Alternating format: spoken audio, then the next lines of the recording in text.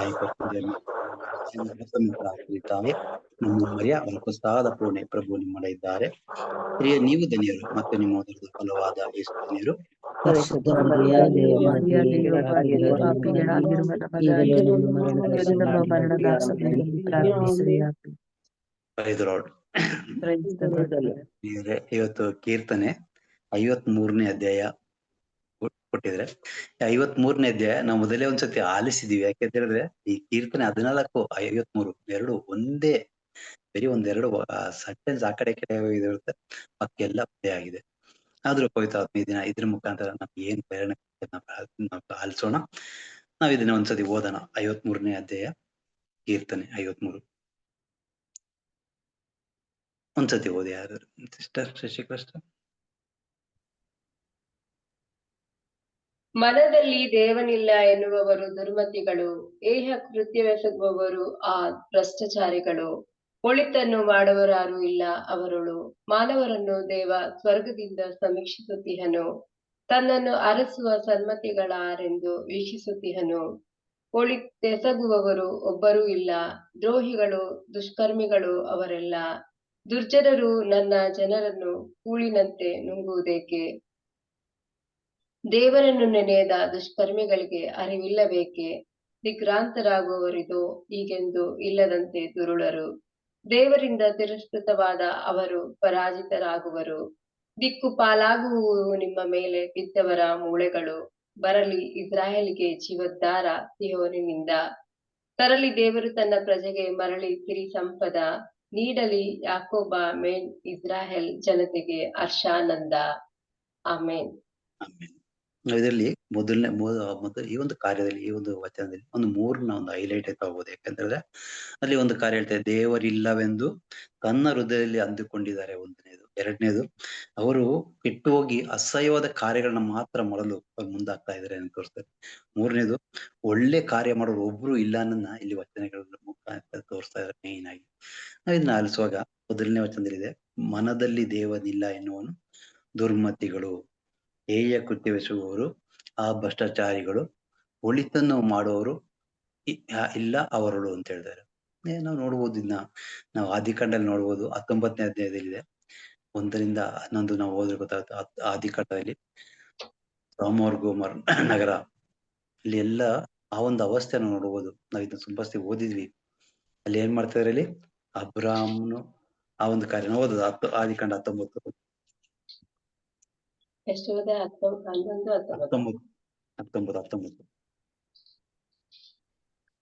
ಆ ದೂತರಿಬ್ಬರು ಸೊದೋಮಿಗೆ ಬಂದಾಗ ಸಾಯಂಕಾಲವಾಗಿತ್ತು. ಲೋಟನು ಆ ಊರ ಬಾಗಿಲಲ್ಲೇ ಕುಳಿತುಕೊಂಡಿದ್ದನು.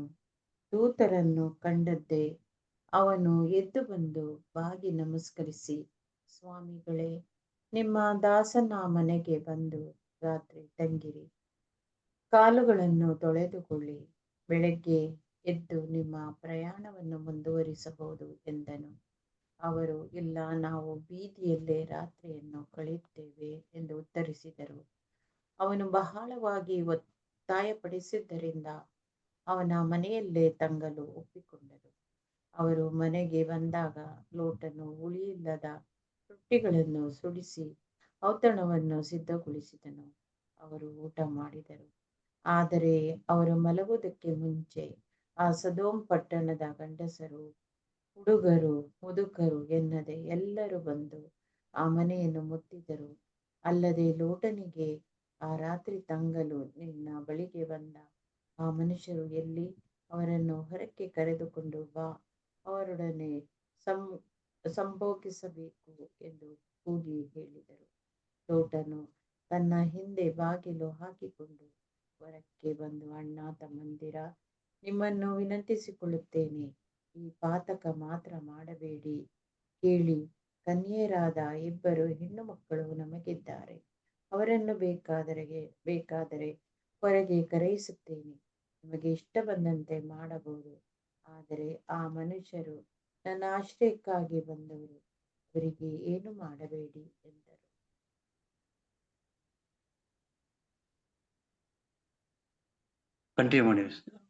ಅವರಾದರೂ, ಬಿಡು ದಾರಿ, ಪ್ರವಾಸಿಯಾಗಿ ಬಂದ ಇವನು ನಮಗೆ ನ್ಯಾಯ ಹೇಳುವವನಾಗಿ ಬಿಟ್ಟ. ದಾರಿ ಬಿಡದಿದ್ದರೆ ಆ ಮನುಷ್ಯರಿಗಿಂತ ನಿನಗೆ ಹೆಚ್ಚು ಕೇಡಾದೀತು ಎಂದು ಹೇಳಿ ಲೋಟನ ಮೇಲೆ ಬಿದ್ದು ತುಳಿದು ಬಾಗಿಲನ್ನು ಹೊಡೆದು ಹಾಕುವುದರಲ್ಲಿದ್ದರು. ಅಷ್ಟರಲ್ಲಿ ಒಳಗಿದ್ದ ಆ ಮನುಷ್ಯರು ಕೈ ಚಾಚಿ ಲೋಟನನ್ನು ತಮ್ಮತ್ತ ಎಳೆದು ಮನೆಯೊಳಗೆ ಹಾಕಿಕೊಂಡರು. ಬಾಗಿಲನ್ನು ಮುಚ್ಚಿದರು. ದೊಡ್ಡವರು ಚಿಕ್ಕವರು ಎನ್ನದೆ ಹೊರಗಿದ್ದ ಜನರೆಲ್ಲರ ಕಣ್ಣು ಕುರುಡಾಗುವಂತೆ ಮಾಡಿದರು. ಬಾಗಿಲು ಯಾವುದೆಂದು ನರಕದಲ್ಲಿ ತಿಳಿಯದೆ ಅವರ ಸಾಕು ಸರ್. ಇಲ್ಲಿ ನಾವು ಬಾಯಿ ನೋಡ್ಬೋದು ಅವಂತ ಬಿಟ್ಟರು. ಒಂದು ಅವಸ್ಥೆನ ಅಂದ್ರೆ ಮಾನವನ ಮನದಲ್ಲಿ ದೇವನಿಲ್ಲ ಎನ್ನುವಾಗ ಅವರ ಒಂದು ಕೃತ್ಯಗಳ ಬಗ್ಗೆ ಇಲ್ಲಿ ವಚನ ಕ್ಲೀನ್ ಆಗಿ ಹೇಳ್ತಾ ಇದೆ. ಹಾಗೆ ಸಾಮ್ಯಲ್ನಾಗ 2 ಸಾಮ್ಯಲ್ನಾಗಂತ 13 1ರಿಂದ 11 ವಚನ ಗೊತ್ತಾಗುತ್ತೆ. 2 ಸಾಮ್ಯಲ 13ನೇ ಅಧ್ಯಾಯ 1ನೇ ವಚನದಿಂದ 11ನೇ ವಚನದಿಂದ.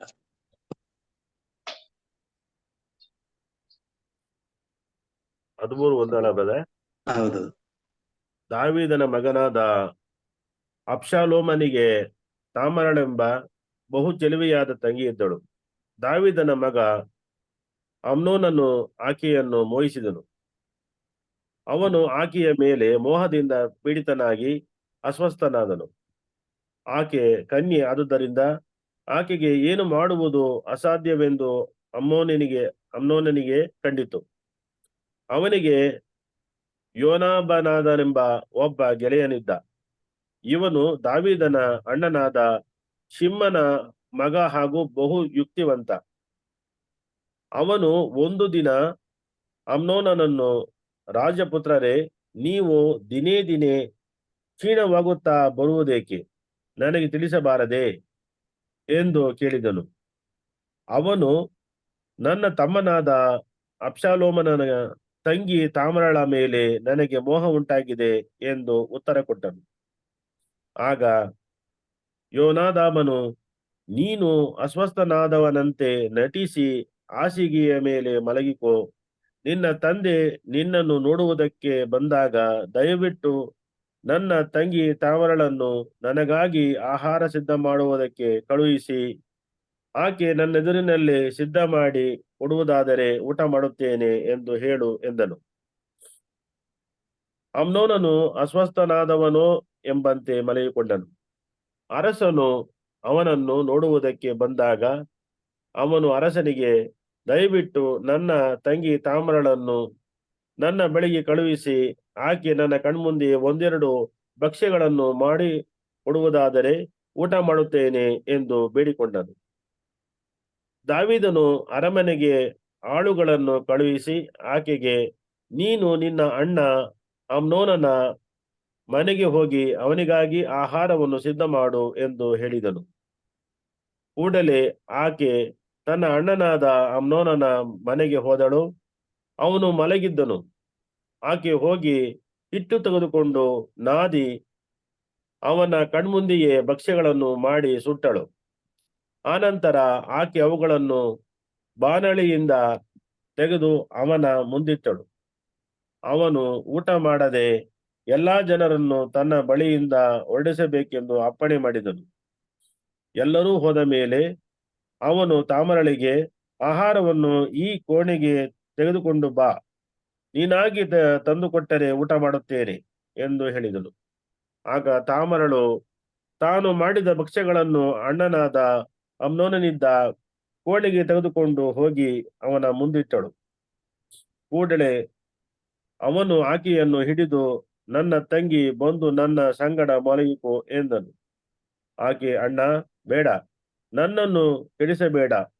ಇಸ್ರಾಯೇಲರಲ್ಲಿ ಇಂಥದ್ದು ನಡೆಯಬಾರದು. ಇಂಥ ಹುಚ್ಚುತನ ಬೇಡ. ಈ ಅವಮಾನವನ್ನು ಮರೆಮಾಡುವುದು ಹೇಗೆ? ನಿನಗಂತೂ ಇಸ್ರಾಯೇಲರಲ್ಲಿ ನೀಚನೆಂಬ ಹೆಸರು ತಪ್ಪದು. ಆದುದರಿಂದ ದಯವಿಟ್ಟು ಅರಸನ ಸಂಗಡ ಮಾತನಾಡು. ಅವನು ನನ್ನನ್ನು ನಿನಗೆ ಒಡೆದಿರಲಾರನು ಎಂದಳು. ಆದರೆ ಅವನು ಆಕೆಯ ಮಾತನ್ನು ಕೇಳದೆ ಬಲಾತ್ಕಾರದಿಂದ ಆಕೆಯನ್ನು ಕೆಡಿಸಿದನು. ಇದಾದ ಮೇಲೆ ಇಲ್ಲಿ ದಾವೀದನ ಮಕ್ಕಳುಗಳೆಲ್ಲರೂ ಅಂದ್ರೆ ಎಲ್ಲ ಒಬ್ಬ ಬೇರೆ ಬೇರೆ ಹೆಂಡತಿಯರ ಮಕ್ಕಳುಗಳು ಆ ಒಂದು ಅವಸ್ಥೆಗಳನ್ನ ನೋಡುವುದಾದ್ರೆ ಇಲ್ಲಿ ವಚನ ಹೇಳ್ದಂಗೆ ಅವರು ಮನದಲ್ಲಿ ದೇವನಿಲ್ಲ ಅಂದ್ರೆ ದೇವರ ಬಗ್ಗೆ ಚಿಂತೆ ಇಲ್ಲದವರಲ್ಲ ಇಂಥ ಕಾರ್ಯಗಳನ್ನ ಎಸಗ್ತಾರೆ ಅಂತ ಹೇಳಿ. ಹಾಗೆ ನೋಡಿ ಬೇಶ್ಯ ಕಾರ್ಯಗಳು ನೋಡ್ಬೋದು. ನಮ್ಮ ಸ್ಟೇಫಾನ್ ಅವ್ರಿಗೂ ಅಷ್ಟೇ ಆ ಒಂದು ಕಾರ್ಯ ಅವ್ರನ್ನ ಕಲ್ಲೆಸ್ತು ಕೊಲ್ಲುವ ಒಂದು ಕಾರ್ಯಗಳನ್ನ ನೋಡ್ಬೋದು. ಹಾಗೆ ನಾವು ಮತ್ತಾಯನ ಸುಭಾಷಣದಲ್ಲಿ ನೋಡ್ಬೋದು 2ನೇ ಅಧ್ಯಾಯ 16ನೇ ವಚನದಲ್ಲಿ ಹೆರೋದ ರಸ ಅಂದ್ರೆ ಆ ಮಗು ಆ ಮಗು ಹುಟ್ಟುವ ಕಾರ್ಯದಲ್ಲಿ 2 ವರ್ಷದಿಂದ ಎಲ್ಲ ಮಗುಗಳನ್ನ ಅವನು ಸಾಯಿಸೋ ಒಂದು ಕಾರ್ಯಗಳು. ಅಂದ್ರೆ ಒಂದು ವಚನ ಕ್ಲೀನ್ ಆಗಿ ಹೇಳ್ತಾ ಇದೆ, ದೇವರಿಲ್ಲ ಅಂತ ಮನಸ್ಸಲ್ಲಿ ಬಂದಾಗ ಅವ್ರು ಮಾಡೋ ಕಾರ್ಯಗಳೆಲ್ಲ ಏ ರೀತಿ ಅಂದ್ರೆ ಏಯಕುತೇಶವರು ಅವಂತ ಅವ್ರು ಒಳಿತು ಮಾಡೋರು ಇಲ್ಲವೇ ಅವರುಳು ಅಂತಂದ್ರೆ ಕೆಟ್ಟದೇ ತುಂಬಿದವರು ಒಳ್ಳೆ ಕಾರ್ಯಗಳು ಮಾಡಕ್ಕಾಗಲ್ಲ ಅನ್ನ ಇಲ್ಲಿ ವಚನಗಳ ಮುಖಾಂತರ ತೋರಿಸ್ಕೊಳ್ತಾ ಇದಾರೆ. ನಾವು ನೋಡುವ ತುಂಬಾ ಕಾರ್ಯಗಳು ನೋಡಿ, ಒಬ್ಬರನ್ನ ಕೆಟ್ಟದಾಗ ಮಾಡಕ್ಕೆ ಎಷ್ಟು ದುಡ್ಡು ಬೇಕಾದ್ರೆ ಖರ್ಚು ಮಾಡ್ತಾರೆ. ಯಾಕೆಂದ್ರೆ ನೋಡಿ, ಇವಾಗ ಒಬ್ಬ ಏನೋ ಬಂದು ನಮ್ ಮನೆ ತುಂಬಾ ಪ್ರಾಬ್ಲಮ್ ಇದೆ ಹಾಗೆ ಹೀಗೆ ಅಂತ ಹೇಳಿದಾಗ ಅವನ್ನ ಕರ್ಕೊಂಡೋಗಿ ಕುಡ್ಸೋರು ಎಷ್ಟು ಖರ್ಚು ಮಾಡಿ ಸಾಲ ಆದ್ರೂ ಮಾಡಿ ಅವನ್ನ ಕುಡ್ಸಿ ಒಂದು ಕಾರ್ಯ ಮಾಡಿದ್ರು. ಅದೇ ಒಳ್ಳೆ ಕಾರ್ಯ ಮಾಡೋರು ಯಾವ ಕಾರ್ಯಕ್ಕೂ ಅವ್ರ ಕೈಯಿಂದ ನೋಡಿ, ನಾವು ಒಳ್ಳೆ ಕಾರ್ಯ ಮಾಡ್ಬೇಕು ಅಂತ ಹೇಳಿದಾಗ ಅವ್ರ ಕೈಯಿಂದ 10 ರೂಪಾಯಿ ಖರ್ಚಾಗಬಾರ್ದು. ಆದ್ರೆ ಅಂತ ಕಾರ್ಯಗಳು ಮಾಡಕ್ಕೆ ಯಾರು ಮುಂದಾಗಲ್ಲ. ಯಾಕೆಂತ ಹೇಳಿದ್ರೆ ನಾವು ನೋಡ್ಬೋದು ದಿನೇ ದಿನೇ ಎಷ್ಟು ಕಾರ್ಯ ಕೆಟ್ಟ ಕೆಲ್ಸಕ್ಕೆ ಎಷ್ಟು ಬೇಕಾದ್ರೆ ಖರ್ಚು ಮಾಡ್ತಾರೆ. ಆದ್ರೆ ಒಳ್ಳೆ ಕೆಲ್ಸಕ್ಕೆ ಯಾರು ಖರ್ಚು ಮಾಡಕ್ಕೆ ಒಂದು ಅವಸ್ಥೆ ಇಲ್ಲ. ಅದು ಬೇರೆಯವ್ರನ್ನ ನಮ್ಮಲ್ಲೂ ಅಷ್ಟೇ ನಾವು ನೋಡ್ಬೋದು ತುಂಬಾ ಕಾರ್ಯಗಳು ನೋಡಿ. ದೇವರ ಕಾರ್ಯ ಮಾಡುವಾಗ ಒಬ್ರನ್ನ ದೇವರಡೆ ಕರ್ಕೊರ್ಬೇಕು ಅಂತ ಹೇಳಿದಾಗ ತುಂಬಾ ಕಾರ್ಯಗಳು ಮಾಡುವಾಗ ನಮ್ಗೆ ತುಂಬಾ ಹಣ ಖರ್ಚಾಗುತ್ತೆ. ಆದ್ರೆ ನಾವ್ಯಾರು ಅದಕ್ಕೆ ಸಿದ್ಧರಲ್ಲ. ನಾನ್ ನೋಡ್ತು ತುಂಬಾ ಜನ ಮಾತಾಡುವಾಗೆಲ್ಲ ಒಳ್ಳೊಳ್ಳೆ ಕಾರ್ಯಗಳು ಹೇಳ್ತಾರೆ, ಆದ್ರೆ ಕಾರ್ಯಗಳು ಮಾತ್ರ ಮಾಡುವಾಗ ಅವ್ರು ಯಾರು ಮುಂದೆ ಬರಲ್ಲ. ಏನಕ್ಕೆ ಒಂದು ಕಾರ್ಯಗಳು ಹೋಯ್ತಾ ಅಂತ ತೋರ್ಸ್ಕೊಡ್ತಾ ಇರ್ತಾರೆ. ವಚನದಲ್ಲಿ ಹೇಳ್ತಾರೆ ಅಂದ್ರೆ ಸತ್ಕಾರ್ಯ ಮಾಡಿದ್ರೆ ವಿಶ್ವಾಸ, ಸತ್ತ ವಿಶ್ವಾಸ ಅಂದ್ರೆ ಕಾರ್ಯಗಳನ್ನ ನಾವು ಮಾಡ್ಬೇಕು. ದೇವರು ನಮ್ಮಿಂದ ಅದನ್ನ ನಿರೀಕ್ಷಿಸ್ತಿದ್ರೆ ಏನ್ ಕಾರ್ಯ ನೀವು ಮಾಡ್ತೀರಾ ನೋಡಿ. ಎಷ್ಟು ನಾವ್ ಇವಾಗ ದೇವರ ಬಗ್ಗೆ ತುಂಬಾ ಶುಭ ಸಂದೇಶ ಬಾಯ್ ಹೇಳ್ತೀವಿ, ಆದ್ರೆ ಅವ್ರಿಗಾಗಿ ಏನಾದ್ರು ಒಂದು ಕಾರ್ಯ ಮಾಡಕ್ಕೆ ನಾವು ಸಿದ್ಧರಾದ್ರೆ ಮಾತ್ರ ದೇವರ ಕಾರ್ಯಗಳನ್ನ ನಾವು ಮಾಡಕ್ಕೆ ನಿಜವಾಗ್ ರೆಡಿ ಆಯ್ತು. ಯಾಕೆಂದ್ರೆ ತುಂಬಾ ಕಾರ್ಯ ಮಾಡುವಾಗ ನಾವಿಂದ ಸ್ವಲ್ಪ ಕಾರ್ಯಗಳು ನಮ್ಮಿಂದ ಸ್ವಲ್ಪ ಹಣ ಎಲ್ಲ ಹೋಗ್ಬೋದು, ಅದು ಹೋಗ್ಲೇಬೇಕು. ಯಾಕೆಂತ ಹೇಳಿದ್ರೆ ಆ ಒಂದು ಕಾರ್ಯಗಳು ಮಾಡಕ್ಕೆ ನಮ್ನ ಆಯ್ಕೆ ಮಾಡಿದಾಗ ನಾವು ಆ ಕಾರ್ಯಗಳ ಮಾಡಕ್ಕೆ ನಾವು ಸಿದ್ಧರಾಗ್ಬೇಕು. ಇವತ್ತು ನಿಮ್ಗೆ ಗೊತ್ತು ತುಂಬಾ ಕಾರ್ಯಗಳು ದೇವ ಸೇವೆ ಮಾಡುವಾಗ ಎಲ್ಲಾ ಕಾರ್ಯಗಳಿಗಾಗಿ ಎಷ್ಟೋ ಜನ ಆತರಿತಾರೆ, ಆದ್ರೆ ಅವರಲ್ಲಿ ಸಹಾಯ ಮಾಡಕ್ಕೆ ಯಾರು ಇಲ್ಲ, ಅವ್ರನ್ನ ಪ್ರೋತ್ಸಾಹಕ್ಕೆ ಯಾರು ಇಲ್ಲ. ಹಾಗಾಗಿ ಇವತ್ತು ವಚನ ಮುಖಾಂತರ ನಮ್ಮ ಈ ಕಾರ್ಯಗಳಿಗೆ ಪ್ರೋತ್ಸಾಹಕ್ಕೆ ನಮ್ಗೊಂದು ಪ್ರೇರಣೆ ಕೊಡ್ಲಿ ಅಂತ ಪ್ರಾರ್ಥಿಸ್ತಾ ಇದ್ದಾರೆ. ಹಾಗೆ 2ನೇ ವಚನ ನೋಡುವುದು, ಮಾನವರನ್ನು ದೇವರು ಸ್ವರ್ಗದಿಂದ ಸಮೀಕ್ಷಿಸಿದರು, ತನ್ನನ್ನು ಅರಸುವ ಸನ್ಮಾತಿಗಳಿಂದ ವೀಕ್ಷಿಸ್ತಿರೋರು ಅಂತ ಅಂದ್ರೆ ಮಾನವರನ್ನು ದೇವರು ಸ್ವರ್ಗದಿಂದ ವೀಕ್ಷಿಸ್ತಿರು ಅಂತ ಹೇಳ್ತಾರೆ. ನೋಡ್ತಾ ಇದ್ದಾರೆ ದೇವರ ಮೇಲಿಂದ ಏನ್ ಮಾಡ್ತಾ ಇದಾರೆ. ನಾವು ನೋಡುದು ವಚನ ವರ್ಷದಲ್ಲಿ 6ನೇ ಅಧ್ಯಾಯ ವಚನ 4ನೇ ವಚನ ಇದೆ, ದೇವರನ್ನ ಅಂತರಂಗ ನೋಡೋರಾಗಿದ್ದಾರೆ ಅಂತ ಹೇಳ್ಬಿಟ್ಟು. ಅಂದ್ರೆ ನಿನ್ನ ಅಂತರಂಗ ಸದಾ ದೇವ್ರು ನೋಡೋರಾಗಿದ್ದಾರೆ. ನಾವು ಏನಕ್ಕೆ ಕೆಲಸ ಮಾಡುವಾಗ ಈ ಒಂದು ವಚನನ ನಮ್ಮ ಜೀವನದಲ್ಲಿ ಇಟ್ಕೊಂಡ್ರೆ ನಿಜವಾಗಿ ನನ್ನ ಜೀವನ ಬದಲಾಗಿದ್ದ ವಚನ ಇದು ಆಗಿದೆ. ಅಂದ್ರೆ ನಿನ್ನ ಅಂತರಗಳಲ್ಲಿ ದೇವರನ್ನ ನೋಡ್ತಾ ಇರ್ತಾರೆ ಸದಾ ನನ್ನ. ಈ ವಚನ ನನ್ನ ಜೀವನ ತುಂಬಾ ಕಾರ್ಯಗಳು ಮಾಡ್ತಾರೆ. ಯಾಕೆಂತ ಹೇಳಿದ್ರೆ ನಾವೆಲ್ಲಿದ್ರು ಏನಿದ್ರು ನಾವು ಈ ಒಂದು ವಚನ ಮರ್ತಾಗ ಮಾತ್ರ ನಮ್ಗೆ ಕೆಟ್ಟ ಕೆಲಸ ಬೇರೆ ಬಗ್ಗೆ ಚಿಂತೆ ಮಾಡಕ್ಕಾಗೋದು. ಈ ವಚನ ನಮ್ ಜೊತೆ ಇದ್ದಾಗ ಯಾವ ಕೆಲ್ಸಗಳಾಗ್ಲಿ, ಯಾವ ಬೇರೆ ಯಾವ್ದು ಯೋಚನೆಗಳಾಗ್ಲಿ, ಬೇಡದಿರೋ ಕಾರ್ಯಗಳ ಬೇಡ ಚಿಂತೆ ಮಾಡಕ್ಕಾಗ್ಲಿ ನಮ್ ಕೈಲಿ ಯಾಕೆ ನಮ್ನ ನೋಡೋ ಯಾರಿದ್ದಾರೆ, ದೇವ್ರು ಮೇಲಿಂದ ನೋಡ್ತಾ ಇದ್ದಾರೆ. ಇದು ನಮ್ಗೆ ಯಾವಾಗ್ಲೂ ಮನದಲ್ಲಿ ನೆನ್ಪಿರ್ಬೇಕು ಯಾವಾಗ್ಲೂ. ಈ ಒಂದು ವಾಚನ ನಮ್ಮಲ್ಲಿ ನೆನಪಿತ್ತು ಅಂತ ಹೇಳಿದ್ರೆ ತುಂಬಾ ಕಾರ್ಯಗಳು ಮಾಡೋದು ನಾವು ನೋಡ್ತಿದ್ವಿ. ನಮ್ನ ತುಂಬಾ ಕಾರ್ಯ ಏನಕ್ ಮಾಡ್ತಾ ಇದಾರೆ ಅಂತ ಹೇಳಿದ್ರೆ ಜನಗಳು ನಮ್ನ ಹೊಗಳ್ಲಿ ಅಂತ ಮಾಡೋ ತುಂಬಾ ಕಾರ್ಯಗಳು ಮಾಡ್ತೀವಿ ನಾವು. ಯಾಕೆಂದ್ರೆ ಮಾನವರ ಒಂದು ದುರವಸ್ಥೆ ಇದು. ಅಂದ್ರೆ ದೇವರ ಬಗ್ಗೆ ಚಿಂತೆ ಪಡಲ್ಲ, ಜನಗಳು ನಮ್ನ ಹೊಗಳ್ಬೇಕು ಅಂತ ನಾವು ತುಂಬಾ ಕಾರ್ಯಗಳು ಮಾಡ್ತೀವಿ. ಪ್ರಿಯರೇ, ಜನಗಳು ಹೊಗಳುವ ಕಾರ್ಯಗಳನ್ನ ನಾವು ಯಾವಾಗ ನೋಡ್ತಾ ಇರ್ತೀವಿ ಅಂತ ಹೇಳಿದ್ರೆ ತುಂಬಾ ಕಾರ್ಯ ಮಾಡುವಾಗ ಜನಗಳು ತುಂಬಾ ಹೊಗಳ್ತಾರೆ. ಆದ್ರೆ ಒಂದು ಕೆಟ್ಟ ಕಾರ್ಯ ಮಾಡಿ ನೋಡಿ ನೀವು, ನಿಮ್ಗೆ ಆ ಹೊಗಳಿಕೆಗಿಂತ ತ್ರಿಬಲ್ ಆ ಒಂದು ಕೆಟ್ಟ ಕಾರ್ಯದ ಬಗ್ಗೆ ನಿಮ್ಗೆ ಎಲ್ಲ ಸಮೀಕ್ಷೆ ಕೊಡ್ತಾರೆ. ಇದು ಎಲ್ಲರ ಮಾನವರ ಜೀವನದಲ್ಲಿ. ಹಾಗಾಗಿ ಮಾನವರು ದೇವರ ಲೆಕ್ಕಗಳು ಬೇರೆ ಬೇರೆ ಅಂತ ಹೇಳಿದ್ರೆ ಯೇಸು ಸ್ವಾಮಿ ಲೆಕ್ಕ ಬೇರೆ. ಯೇಸು ಸ್ವಾಮಿ ಅಂತ ಹೇಳಿದ್ರೆ ನೋಡಿ, ನೀವು ನಿಮ್ಮ ಜೀವನದಲ್ಲಿ ಎಷ್ಟು ತಪ್ಪು ಮಾಡಿದೀರಾ, ಆದ್ರೆ ಒಂದು ಒಳ್ಳೆ ಕಾರ್ಯ ಮಾಡಿದಾಗ ದೇವರಿಗೆ ಆ ಒಳ್ಳೆ ಕಾರ್ಯ ಮಾತ್ರ ಲೆಕ್ಕಕ್ಕೆ ಬರುತ್ತೆ. ಆದ್ರೆ ಮಾನವರಲ್ಲಿ ಆತರ ಆಗಲ್ಲ. ನೀವೆಷ್ಟು ಒಳ್ಳೆ ಕಾರ್ಯ ಮಾಡಿದ್ರು, ಒಂದು ಕೆಟ್ಟ ಕಾರ್ಯ ಮಾಡಿದ್ರು ಮಾನವರಲ್ಲಿ ಆ ಕೆಟ್ಟ ಕಾರ್ಯ ಒಂದು ದೊಡ್ಡ ಕಾರ್ಯ ಆಗುತ್ತೆ. ಇದು ನಮ್ಗೆ ಹೊಸ ತೋರ್ಸ್ಕೊಡ್ತದೆ. ಅಂದ್ರೆ ನಮ್ಮ ಜೀವನನ ದೇವರು ಸದಾ ನಿರೀಕ್ಷಾ ಇರ್ತಾರೆ ಅಂತ ಹೇಳಿದ್ರೆ, ಅಂದ್ರೆ ತನ್ನನ್ನು ಅರಸೋರು ನಾವು ನೋಡುದು ಲೂಕನ ಸುವಾರ್ತೆಯಲ್ಲಿ ಅಂದ್ರೆ 10 ಕುಷ್ಠರೋಗಿಗಳು ಸೌಖ್ಯ ಹೊಂದಾಗ ಒಬ್ಬ ಬಂದು ಥ್ಯಾಂಕ್ಸ್ ಹೇಳ್ತಾ ಇದ್ರೆ, ಅಲ್ಲಿ ಯೇಸು ಕೇಳ್ತಾ ಇದಾರೆ ಮಿಕ್ಕ 9 ಜನ ಎಲ್ಲಿ ಅಂತ ಹೇಳ್ಬಿಟ್ಟು. ಹಾಗಾಗಿ ದೇವರು ನಮ್ಮಿಂದ ಬಯಸ್ತಾ ಇರ್ತಾರೆ, ಅವ್ರು ಮಾಡೋ ಕಾರ್ಯಗಳಿಗೆ ನಾವು ಸದಾ ಕೃತಜ್ಞತರಾಗಿರ್ತೀವಿ ಅಂತ ಹೇಳ್ಬಿಟ್ಟು. ಹಾಗಾಗಿ ನೀವು ದಿನೇ ದಿನೇ ಎಷ್ಟು ಕಾರ್ಯ ನಮ್ಮ ಜೊತೆಗೆ ದೇವ್ರು ಮಾಡ್ಕೊಡ್ತಾ ಇದಾರೆ. ಆದ್ರೆ ನಾವು ಅದಕ್ಕೆ ಕೃತಜ್ಞ ಸಲ್ತರಾಗ್ಬೇಕು. ಯಾಕೆ ಅಂತ ಹೇಳಿದ್ರೆ ನಾವ್ ಯಾಕೆ ಕೃತಜ್ಞ ಸಲ್ಸಲ್ಲ ಅಂತ ಹೇಳಿದಾಗ ನನ್ನ ಕೈಯಿಂದ ನಾನು ಮಾಡ್ತಾ ಇದೀನಿ ಅಂದಾಗ ಮಾತ್ರ ನಾವು ಕೃತಜ್ಞ ಸಲ್ಸೋರಾಗ್ತಾ ಇರೋದು. ಹಾಗಾಗಿ ನಮ್ಗೆ ಎಲ್ಲ ಕಾರ್ಯ ದೇವ್ರು ಮಾಡ್ಕೊಡ್ತಾರೆ ಅಂತ ಮನದಲ್ಲಿ ಬಂದಾಗ ನಾವೆಲ್ಲ ಕಾರ್ಯಕ್ಕೆ ನಾವು ನಿಜವಾಗ್ಲೂ ಕೃತಜ್ಞರಾಗಿರ್ಬೇಕು. ಹಾಗಾಗಿ ನಮಗೆ ದಿನೇ ದಿನೇ ನಾವ್ ಎಷ್ಟೋ ಕಾರ್ಯ ಮಾಡ್ತಾ ಇದೀವಿ, ನಮ್ಗೆ ಗೊತ್ತು. ಆದ್ರೆ ನಾವು ಈ ಕೃತಜ್ಞ ಸಲ್ಸಕ್ಕೆ ಮರ್ತೋಗ್ತಾ ಇದ್ವಿ. ಆದ್ರೂ ನಾವು ರಾತ್ರಿ ಮಲಗುವಾಗ ಅಟ್ಲೀಸ್ಟ್ ಒಂದು 10 ನಿಮಿಷ ಆದ್ರೆ ಈ ದಿನ ಮಾಡಿದ ಎಲ್ಲ ಕಾರ್ಯಕ್ಕಾಗಿ ನಾವು ಸದಾ ಕೃತಜ್ಞರಾಗಬೇಕು. ಏನಿದು ಮತ್ತೆ ಪುನಃ ಹೊಸ ಒಂದು ದಿನ ಕೊಟ್ಟಾಗ ಆ ದಿನದ ಮುಂಜಾನೆಯಿಂದ ಈ ದಿನ ಮಾಡೋ ಎಲ್ಲ ಕಾರ್ಯಕ್ಕಾಗಿ ನಾವು ಮೊದಲೇ ಕೃತಜ್ಞ. ಯಾಕೆಂತ ಹೇಳಿದ್ರೆ ನಮ್ಗೆ ಗೊತ್ತು, ಫಾದರ್ ಇಲಿಯಾಸ್ ಫಾದರ್ ಅವ್ರು ಒಂದು ಪ್ರಾರ್ಥನೆ ಮಾಡುವಾಗ ಫಸ್ಟ್ ಅದೇ ಹೇಳ್ತಾರೆ, ಅಂದ್ರೆ ಸ್ವಾಮಿ ಈ ದಿನ ನೀವೆಲ್ಲ ಮಾಡುವ ಎಲ್ಲ ಕಾರ್ಯಕ್ಕಾಗಿ ಈಗ ನಾ ಕೃತಜ್ಞ ಸಲ್ಲಿಸೋನಾಗಿದೆ ಪ್ರಿಯರೇ. ಇದು ನಮ್ಗೆ ದೇವರು ಕಾಯ್ತಾ ಇರ್ತಾರೆ ಅಂತ ಹೇಳಿದ್ರೆ, ದೇವರ ಮಕ್ಕಳುಗಳಿಗೆ ದೇವರು ಈ ಒಂದು ಕಾಯ್ತಾ ಇರ್ತಾರೆ. ಅಂದ್ರೆ ನನ್ನ ಮಗನಿಗೆ ನಾವು ಮಾಡುವಾಗ ನನ್ನ ಮಗ ನನ್ನೊಂದಿಗೆ ಈ ಒಂದು ಕಾರ್ಯ ಮಾಡಕ್ಕೆ ಸಿದ್ಧನಾಗಿದ್ದಾನ ಅಂತ. ಹಾಗಾಗಿ ನಾವು ನಿಜವಾಗ್ಲೂ ಬೇರೆಯವ್ರ ಬಗ್ಗೆ ಚಿಂತೆ ಮಾಡ್ಬೇಕಾದ್ರೆ ನಾವು ಯಾವಾಗ್ಲೂ ನಮ್ಮ ಮಾಡಿದ ಕಾರ್ಯಗಳಿಗೆ ಸದಾ ನಾವಾಗಿರ್ಬೇಕು. ಇನ್ನೂ ಹೆಚ್ಚಾಗಿ ಹೇಳ್ಬೇಕಂತ ಹೇಳಿದಾಗ ನಮಗೆ ಗೊತ್ತಿರೋ ಕಾರ್ಯಕ್ಕೆ ಬೇರೆಯವ್ರಿಗೋಸ್ಕರ ನಾವ್ ಇನ್ನೂ ಟ್ಯಾಂಕ್ಸ್ ಹೇಳಿದ್ರೆ ನಿಜವಾಗ್ಲೂ ದೇವರನ್ನ ಇನ್ನೂ ಹೆಚ್ಚಾಗಿ ಪ್ರೀತಿಸೋರು ಆಗ್ತಾರೆ. ಯಾಕೆಂತ ಹೇಳಿದ್ರೆ ತುಂಬಾ ಜನಕ್ಕೆ ಒಳ್ಳೊಳ್ಳೆ ಕಾರ್ಯ ಮಾಡ್ತಾ ಇರೋ ದೇವ್ರು, ಆದ್ರೆ ಅವರು ಕೃತಜ್ಞ ಸಲ್ಸಲ್ಲ. ಆದ್ರೆ ಅವ್ರಿಗಾಗಿ ನೀವು ಕೃತಜ್ಞ ಸಲ್ಸರಾಗಿದ್ರೆ ನಿಜವಾಗಿಯೂ ಆ ದೇವರು ನಿಮ್ನ ಹೆಚ್ಚೆಚ್ಚಾಗಿ ಆಶೀರ್ವದಿಸ್ತಾರೆ ಅನ್ನೋ ಈ ವಚನ ಮುಖಾಂತರ ತೋರಿಸ್ಕೊಡ್ತಿದ್ದಾರೆ. ಹಾಗೆ 3ನೇ ವಚನ ನೋಡೋದಾದ್ರೆ, ಒಳಿತನೆಸುವರು ಒಬ್ಬರು ಇಲ್ಲ, ದ್ರೋಹಿಗಳು ದುಷ್ಕರ್ಮಿ ಅವರಲ್ಲ ಅಂತ ಹೇಳಿ ಅದನ್ನ ತೀತನ ಹಂತದಲ್ಲಿ 1ರಿಂದ 15ನೇ ವಚನ ಗೊತ್ತದೆ. ತೀತ 1ನೇ ಅಧ್ಯಾಯದಲ್ಲಿ 15ನೇ ವಚನದಲ್ಲಿ,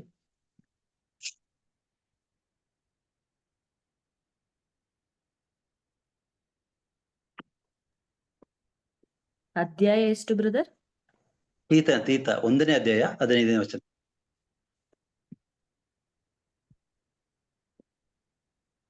ಮನಸ್ಸುಳ್ಳವರಿಗೆ ಎಲ್ಲವೂ ಶುದ್ಧವಾಗಿಯೇ ಇದೆ, ಭ್ರಷ್ಟರಿಗೆ ಮತ್ತು ಅವಿಶ್ವಾಸಿಗಳಿಗೆ ಯಾವುದೂ ಶುದ್ಧವಲ್ಲ, ಏಕೆಂದರೆ ಅವರು ಮನಸ್ಸಾಕ್ಷಿಯು ಮಲಿನವಾಗಿದೆ. ಕಂಟಿನ್ಯೂ ಮಾಡಿ. ತಾವು ದೇವರನ್ನು ಬಲ್ಲವರೆಂದು ಹೇಳಿಕೊಳ್ಳುತ್ತಾರೆ, ಆದರೆ ಅವರ ನಡತೆ ತದ್ವಿರುದ್ಧವಾಗಿರುತ್ತದೆ. ಇಂಥವರು ಅವಿಧೇಯರು, ಅಸಹ್ಯರು ಆಗಿರುವುದರಿಂದ ಯಾವುದೇ ಸತ್ಕಾರ್ಯವನ್ನು ಮಾಡಲು ಅಯೋಗ್ಯರಾಗಿದ್ದಾರೆ. ನಿಮ್ಗೆ ವಚನ ಕ್ಲೀನ್ ಆಗಿ ಹೇಳ್ತದೆ ಅಂತ ಹೇಳಿದ್ರೆ, ಮನಸ್ಸು ಶುದ್ಧವಾಗಿರ್ಬೇಕು ಎಲ್ಲಾ ಕಾರ್ಯಗಳು ಮಾಡಕ್ಕೆ ಅಂತ ಹೇಳ್ಬಿಟ್ಟು. ಭ್ರಷ್ಟನಿಗೆ ಅವಿಶ್ವಾಸಿಗಳಿಗೆ ಅದು ಶುದ್ಧವಾಗಿರಲ್ಲ ಅಂತ ಈ ವಚನ ಕ್ಲೀನ್ ಆಗಿ ಹೇಳ್ತದೆ. ಅಂತ ಹೇಳಿದ್ರೆ ಒಳಿತನಸು ಒಬ್ಬರು ಇಲ್ಲ, ದ್ರೋಹಿಗಳು ದುಷ್ಕರ್ಮ ಅವರಲ್ಲ ಅಂತ. ಅಂದ್ರೆ ಒಳಿತು ಮಾಡ್ಬೇಕಂತ ಹೇಳಿದ್ರೆ ಮನಸ್ಸು ಚೆನ್ನಾಗಿರ್ಬೇಕು. ದೇವ್ರ ಯಾವ ವಚನ ಹೇಳ್ತದೆ ಅಂದ್ರೆ, ದೇವ್ರು ನಮ್ಮ ಅಂತರಂಗ ಯಾವ ನೋಡ್ತಾರೆ. ಏನಕ್ಕೆ ಅಂತ ಹೇಳಿದ್ರೆ, ನಿನ್ನ ಮನಸ್ಸು ಶುದ್ಧ ಆಗಿದ್ಯಾ ಅಂತ. ಈ ಮನಸ್ಸು ಶುದ್ಧ ಆಗಿದ್ರೆ ಎಲ್ಲ ಕಾರ್ಯ ಮಾಡಕ್ಕೆ ದೇವ್ರ ನಿನ್ನ ಆಶೀರ್ವದಿಸ್ತಾರೆ ಅಂತ ಹೇಳ್ಬಿಟ್ಟು ಈ ವಚನದಲ್ಲಿ ಹೇಳಿದಾಗೆ ಒಳಿತು ಮಾಡೋರು ಒಬ್ರು ಇಲ್ಲ ಅಂತ ದೇವ್ರು ಹೇಳ್ತಾರೆ. ಯಾಕೆಂದ್ರೆ ದೇವ್ರು ಸಮೀಕ್ಷೆ ಮಾಡ್ತಾ ಇದಾರೆ, ಒಳಿತು ಮಾಡೋರು ಒಬ್ರು ಕಾಣಿಸ್ತಾ ಇಲ್ಲ ಅಂತ ಹೇಳ್ಬಿಟ್ಟು. ನಿಜವಾಗ್ಲೂ ನಮ್ದ ಸಮೀಕ್ಷೆ ಮಾಡಿದ್ರೆ ನಾವು ನಿಜವಾಗ್ಲೂ ಒಳಿತು ಮಾಡೋರು ಆಗಿದ್ದೀವ ಅನ್ನೋ. ಯಾಕೆಂದ್ರೆ ನಮ್ಗೆ ಈಗಿನ ಅವಸ್ಥೆಗಳು ನಮ್ಗೆ ಗೊತ್ತು. ನಾವ್ ಬರೀ ನಮ್ಮ ಕಾರ್ಯಗಳು ಮಾಡಕ್ಕೆ ಮಾತ್ರ ನಮ್ಗೆ ಸಮಯ ಇದೆ. ಬೇರೆಯವ್ರ ಕಾರ್ಯ ಬಗ್ಗೆ ಚಿಂತಿಸಕ್ಕೂ ನಾವು ಇದ್ ಮಾಡಕ್ಕಾಗಲ್ಲ. ನಿಜವಾಗ್ಲೂ ದೇವ್ರಿಗೆ ಇದನ್ನ ಕಾಯ್ತಾ ಇದ್ದಾರೆ. ಅಂತ ಹೇಳಿದ್ರೆ, ನನ್ನ ಪರವಾಗಿ ನನ್ನ ಸೇವೆ ಮಾಡಲು ಯಾರಿದ್ದಾರೆ ಅಂತ ಕಾಯ್ತಾ ಇದ್ದಾರೆ.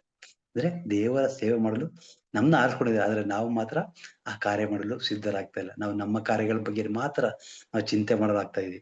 ಇಲ್ಲಿ ವಚನ ಕ್ಲೀನ್ ಆಗಿ ಹೇಳ್ತಾ ಇದೆ, ದ್ರೋಹಿಗಳು ದುಷ್ಕರ್ಮಿ ಅವರೆಲ್ಲ ಅಂತ ಹೇಳ್ಬಿಟ್ಟು. ಯಾಕೆಂತ ಹೇಳಿದ್ರೆ, ನಮಗ್ ಕೊಟ್ಟಂತ ಕಾರ್ಯಗಳು ನಾವು ಮಾಡ್ಲಿ ಅಂತ ಹೇಳಿದ್ರೆ ನಿಜವಾಗ್ಲೂ ನಾವು ದ್ರೋಹಿಗಳಾಗ್ತೀವಿ ಅನಿಸ್ತದೆ. ಯಾಕೆಂತ ಹೇಳಿದ್ರೆ, ದೇವರನ್ನ ಆಯ್ಕೆ ಮಾಡಿ ಎಲ್ಲಾ ಕಾರ್ಯ ಸಿದ್ಧತೆ ಮಾಡಿ ನಮ್ನ ಕಳ್ಸಿಕೊಟ್ರು, ನಾವು ಹೋಗಿ ಆ ಕೆಲಸ ಮಾಡ್ಲಾ ಅಂತ ಹೇಳಿದ್ರೆ ನಿಜವಾಗ್ಲೂ ನಾವು ಅದನ್ನ ದ್ರೋಹಿಗಳೇ ಆಗ್ತೀವಿ ಅನ್ಸುತ್ತೆ. ವಚನದ ಕ್ಲೀನ್ ಆಗಿ ಹೇಳ್ತಾ ಇದೆ. ಅಂತ ಹೇಳಿದ್ರೆ, ರೋಮನರಿಗಂತ 3ನೇ ಅಧ್ಯಾಯ 10ರಿಂದ 18 ವಚನ. ರೋಮನರಿಗಂತಲ್ಲಿ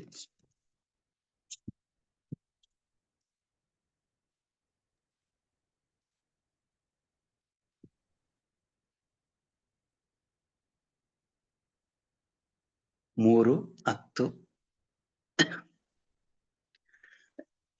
ಈ ತರ ವಚನ. ಪವಿತ್ರ ಗ್ರಂಥದಲ್ಲಿ ಹೇಗಿದೆ, ದೇವರೊಳಗೆ ಓದಿ. ಪವಿತ್ರ ಗ್ರಂಥದಲ್ಲಿ ಹೀಗಿದೆ, ದೇವರೊಡನೆ ಸತ್ಸಂಬಂಧಿತರಾರು ಇಲ್ಲ, ಸನ್ಮತಿಗಳು ಓರ್ವರು ಇಲ್ಲ, ಆತನನ್ನು ಅರಸುವವರಂತೂ ಇಲ್ಲವೇ ಇಲ್ಲ. ಸರಿದು ದೂರ, ದೇವರಿಂದ ದೂರ ದಾರಿ ತಪ್ಪಿ ನಡೆದವರೆಲ್ಲರೂ ಬಲು ದೂರ. ಒಳಿತನು ಮಾಳ್ಪರೋರ್ವನು ಇಲ್ಲ. ಅವರ ಗಂಟೆಲೆ ತೆರೆದ ಸಮಾಧಿಯಾಗಿದೆ. ನಾಲಿಗೆಗಳಲ್ಲಿ ಮರೆಮೋಸ ತುಂಬಿ ತುಳುಕುತ್ತಿದೆ. ತುಟಿಯ ಕಂಪನದಲ್ಲಿ ಘೋರ ವಿಷವಿದೆ. ಶಾಪ ಕೋಪ ಅವರ ಬಾಯಿಯಲ್ಲಿ ತುಂಬಿದೆ. ಕಾಲು ಕೆರೆದು ನಿಂತಿಹರು ರಕುತಪಾತಕ್ಕೆ. ನಾಶ ಪರಿವಿನಾಶ ಅವರ ಹೋದೆಡೆ, ಶಾಂತಿ ಪಥವನ್ನು ಅರಿಯರವರು. ಅವರ ಎದೆಯಲ್ಲಿಲ್ಲ ದೇವ ಭಯವು. ಸಾಕು ವಚನ ಕ್ಲಿಯರ್ ಹೇಳ್ತಾ ಇದೆ. ಅಂದ್ರೆ ದೇವ್ರನ್ನ ಬಿಟ್ಬಿಟ್ಟು ಅವರು ದಾರಿ ತಪ್ಪಿ ನಡೆದ ಎಲ್ಲ ಬಲ್ಲುದ್ರ ಅವ್ರು ಒಳ್ಳೆ ಕಾರ್ಯಗಳು ಮಾಡಕ್ಕೆ ಯಾರಿಗೂ ಆಗ್ತಾ ಇಲ್ಲ. ಯಾಕೆ ಅಂತ ಹೇಳಿದ್ರೆ ಒಳ್ಳೆ ಕಾರ್ಯ ಮಾಡ್ಬೇಕಂದ್ರೆ ಆ ದೇವರ ಜೊತೆಗಿರ್ಬೇಕು. ವಚನ ಹೇಳ್ದಂಗೆ ಎಲ್ಲರೂ ಆ ಒಂದು ಅವಸ್ಥೆಯಲ್ಲಿ ನಮ್ನ ತೋರ್ಸ್ಕೊಡ್ತಾ ಇದ್ರು. ಈ 4ನೇ ವಚನ ನೋಡಿದ್ರೆ, ದುರ್ಜನರು ನನ್ನ ಜನರನ್ನು ಕೋಳಿಯಂತೆ ನುಂಗುವುದೇಕೆ, ದೇವರನ್ನು ನೆನೆಯದ ದುಷ್ಕರ್ಮಿಗಳಿಂದ ಅರಿವಿಲ್ಲಬೇಕೆ ಅಂತ ಹೇಳಿ. ಅಂದ್ರೆ ದುರ್ಜನರು ನನ್ನ ಜನರ ಕೋಳಿಯಿಂದ ನುಂಗುವುದು ಅಂದ್ರೆ ಗೊತ್ತು. ದೇವ ಸೇವಕರನ್ನ ಯಾಕೆಂದ್ರೆ ನೋಡ್ಬೋದು ಪ್ರೇಷಿತ ಕಾರ್ಯಕಲಾಪದಲ್ಲಿ 9ನೇ ಅಧ್ಯಾಯ 4ನೇ ವಚನದಲ್ಲಿ ಸೌಲನ ಕೇಳ್ತಾ ಇದ್ರೆ, ಸ್ವಾಮಿ ಸೌಲನ ಸೊನ್ನೆ ನನ್ನನ್ನ ಏಕೆ ಹಿಂಸಿಸ್ತಿರ್ವಿ ಅಂತ ಹೇಳ್ಬಿಟ್ಟು. ಅಂದ್ರೆ ಸೌಲನು ಸ್ವಾಮಿ ಅನ್ಯಾಯಿಗಳನ್ನ ಹಿಂಸಿಸಿದಾಗ ಸ್ವಾಮಿ ಕೇಳ್ತಾರೆ, ಸೌಲನೆ ನನ್ನನ್ನ ಏಕೆ ಹಿಂಸಿಸ್ತಿರ್ವಿ ಅಂತ ಹೇಳ್ಬಿಟ್ಟು. ನಾವು ನೋಡ್ಬೋದು ಬೈಬಲ್ ಅಂತ ತುಂಬಾ ಸೋಮ ಇದೆ. ಸ್ಟೆಫನನು ಅವನು ಕಲ್ಲೊಡೆದು ಅವನು ಸಾಯಿಸಿದ್ರೆ. ಅಂದ್ರೆ ರಕ್ತ ಸಾಕ್ಷಿಗಳು ತುಂಬಾ ಜನ ಇದ್ದಾರೆ ಅಂತ ಶಿಷ್ಯರು, ಯೇಸುವಿನ ಶಿಷ್ಯರು ಎಲ್ಲರೂ ಎಷ್ಟೋ ಜನ ರಕ್ತ ಸಾಕ್ಷಿಗಳಾಗ್ತಾರೆ. ಯಾಕೆ ಎಲ್ಲರಾದ್ರೂ ಯೇಸು ಸ್ವಾಮಿನೂ ಅದೇ ಒಂದು ಅವಸ್ಥೆಯಲ್ಲಿ ತಂದೆ ಹಾಕಿದ್ದಾರೆ. ಏನಂತ ಹೇಳಿದ್ರೆ ಯೇಸು ಸ್ವಾಮಿಗೆ ಘೋರ ಯಾತನೆ ಅನುಭವಿಸಿ ಭಾರತ ಶಿಲ್ಬೆ ಮತ್ತು ಶಿಲ್ಬೆ ಮೇಲೆ ಪ್ರಾಣ ತ್ಯಾಗ ಮಾಡುವಂತ ಕಾರ್ಯಗಳು ಮಾಡಿದ್ರು ಈ ಒಂದು ಅವಸ್ಥೆಗಳಿದೆ. ಹಾಗಾಗಿ ವಚನ ಕ್ಲಿಯರ್ ಹೇಳ್ತಾರೆ, ದುರ್ಜನರು ನನ್ನ ನುಂಗಿದಕ್ಕೆ ದೇವರ ನೆನೆಯದವರು ದುಷ್ಕರ್ಮಿಗಳಾಗಿ. ಅಂದ್ರೆ ದೇವರ ಬಗ್ಗೆ ಚಿಂತೆ ಇಲ್ಲದಾಗ ಇಂಥ ಒಂದು ಕಾರ್ಯ ಮಾಡಲಾಗುತ್ತೆ ಅನ್ನೋದನ್ನ ಇಲ್ಲಿ ವಚನ ಮುಖಾಂತರ ತೋರಿಸ್ಕೊಡ್ತಾ ಇದ್ದಾರೆ. 5ನೇ ವಚನದಲ್ಲಿ, ದಿಗ್ಬಂತರಾಗಿದ್ದರು ಹಿಂದೆಂದೂ ಇಲ್ಲ ಅಂತ ದುರುಳರು, ದೇವರಿಂದ ತಿರಸ್ಕೃತವರು ಪರಾಜಿತರಾಗುವರು, ದಿಕ್ಕಾಪಾಲರು ನಮ್ಮ ಮೇಲೆ ಬಿದ್ದವರ ಮೂಳೆಗಳು ಅಂತ. ಅಂದ್ರೆ ಈ ವಚನ ಹೇಳ್ತಾ ಇದೆ, ದೇವರಿಂದ ತಿರಸ್ಕೃತರಾದ್ರು ಪರಾಜಿತರಾಗುವುದು ಅಂತ. ನಾವು ನೋಡ್ಬೋದು ಹಳೆ ಒಡಂಬಡಿಕೆಯಲ್ಲಿ ತುಂಬಾ ಕಾರ್ಯಗಳ ಬಗ್ಗೆ ತೋರಿಸ್ಕೊಡ್ತಾ ಇದೆ. ಸೋನ್ಸನ ಬಗ್ಗೆ ನಾವು ಕೇಳಿದ್ವಿ. ನ್ಯಾಯಸ್ಥಾಪಕರಲ್ಲಿ 16ನೇ ಅಧ್ಯಾಯ 29ನೇ ವಚನದಲ್ಲಿ ಸೋನ್ಸನ ಏನ್ ಮಾಡ್ತಾ ಇದ್ದಾನೆ, ಅವನ್ನ ಆ ಕಲ್ಲಕ್ ಬಂಡೆ ಕಟ್ಟಿದ ಇದ್ರೆ ಅವನಿಗೆ ಕಣ್ಣೆಲ್ಲ ಕಿತ್ತಾಕಿ, ಆಗ ಅವನು ಸ್ವಲ್ಪ ಹೊರಿಕೋತೀನಿ ಅಂತ ಹೇಳ್ಬಿಟ್ಟು ಆ ಒಂದು ಪಿಲ್ಲರ್ ಮೇಲೆ ಕೈ ಒರೆಸ್ಕೊಂಡು ಅವನಿಗೆ ಸಾಯ್ತಿದ್ದಾನೆ. ಅಲ್ಲಿ ಏನ್ ಮಾಡ್ತಾನೆ, ಅವ್ನು ಸಾಯವಸ್ಥೆ ಗೊತ್ತು, ಆದ್ರೂ ಅವನು ಸಾಯುವಾಗ ವಚನದಲ್ಲಿ ಹೇಳ್ತಾ ಇದೆ, ಅವನು ಇರೋದ್ಕಿಂತ ಸಾಯುವಾಗ ಹೆಚ್ಚು ಜನ ಸಾಯಿಸಿದ ಅವನು ಅಂತ ಹೇಳ್ಬಿಟ್ಟು. ಅಂದ್ರೆ ಆ ಅವನ್ನ ದೇವರ ತಿರಸ್ಕರಿಸೋನ ಅವನೆಲ್ಲಾನು ಸರ್ವನಾಶ ಮಾಡ್ತಾ ಇದ್ದಾನೆ ಅಲ್ಲಿ ವಚನದಿಂದ.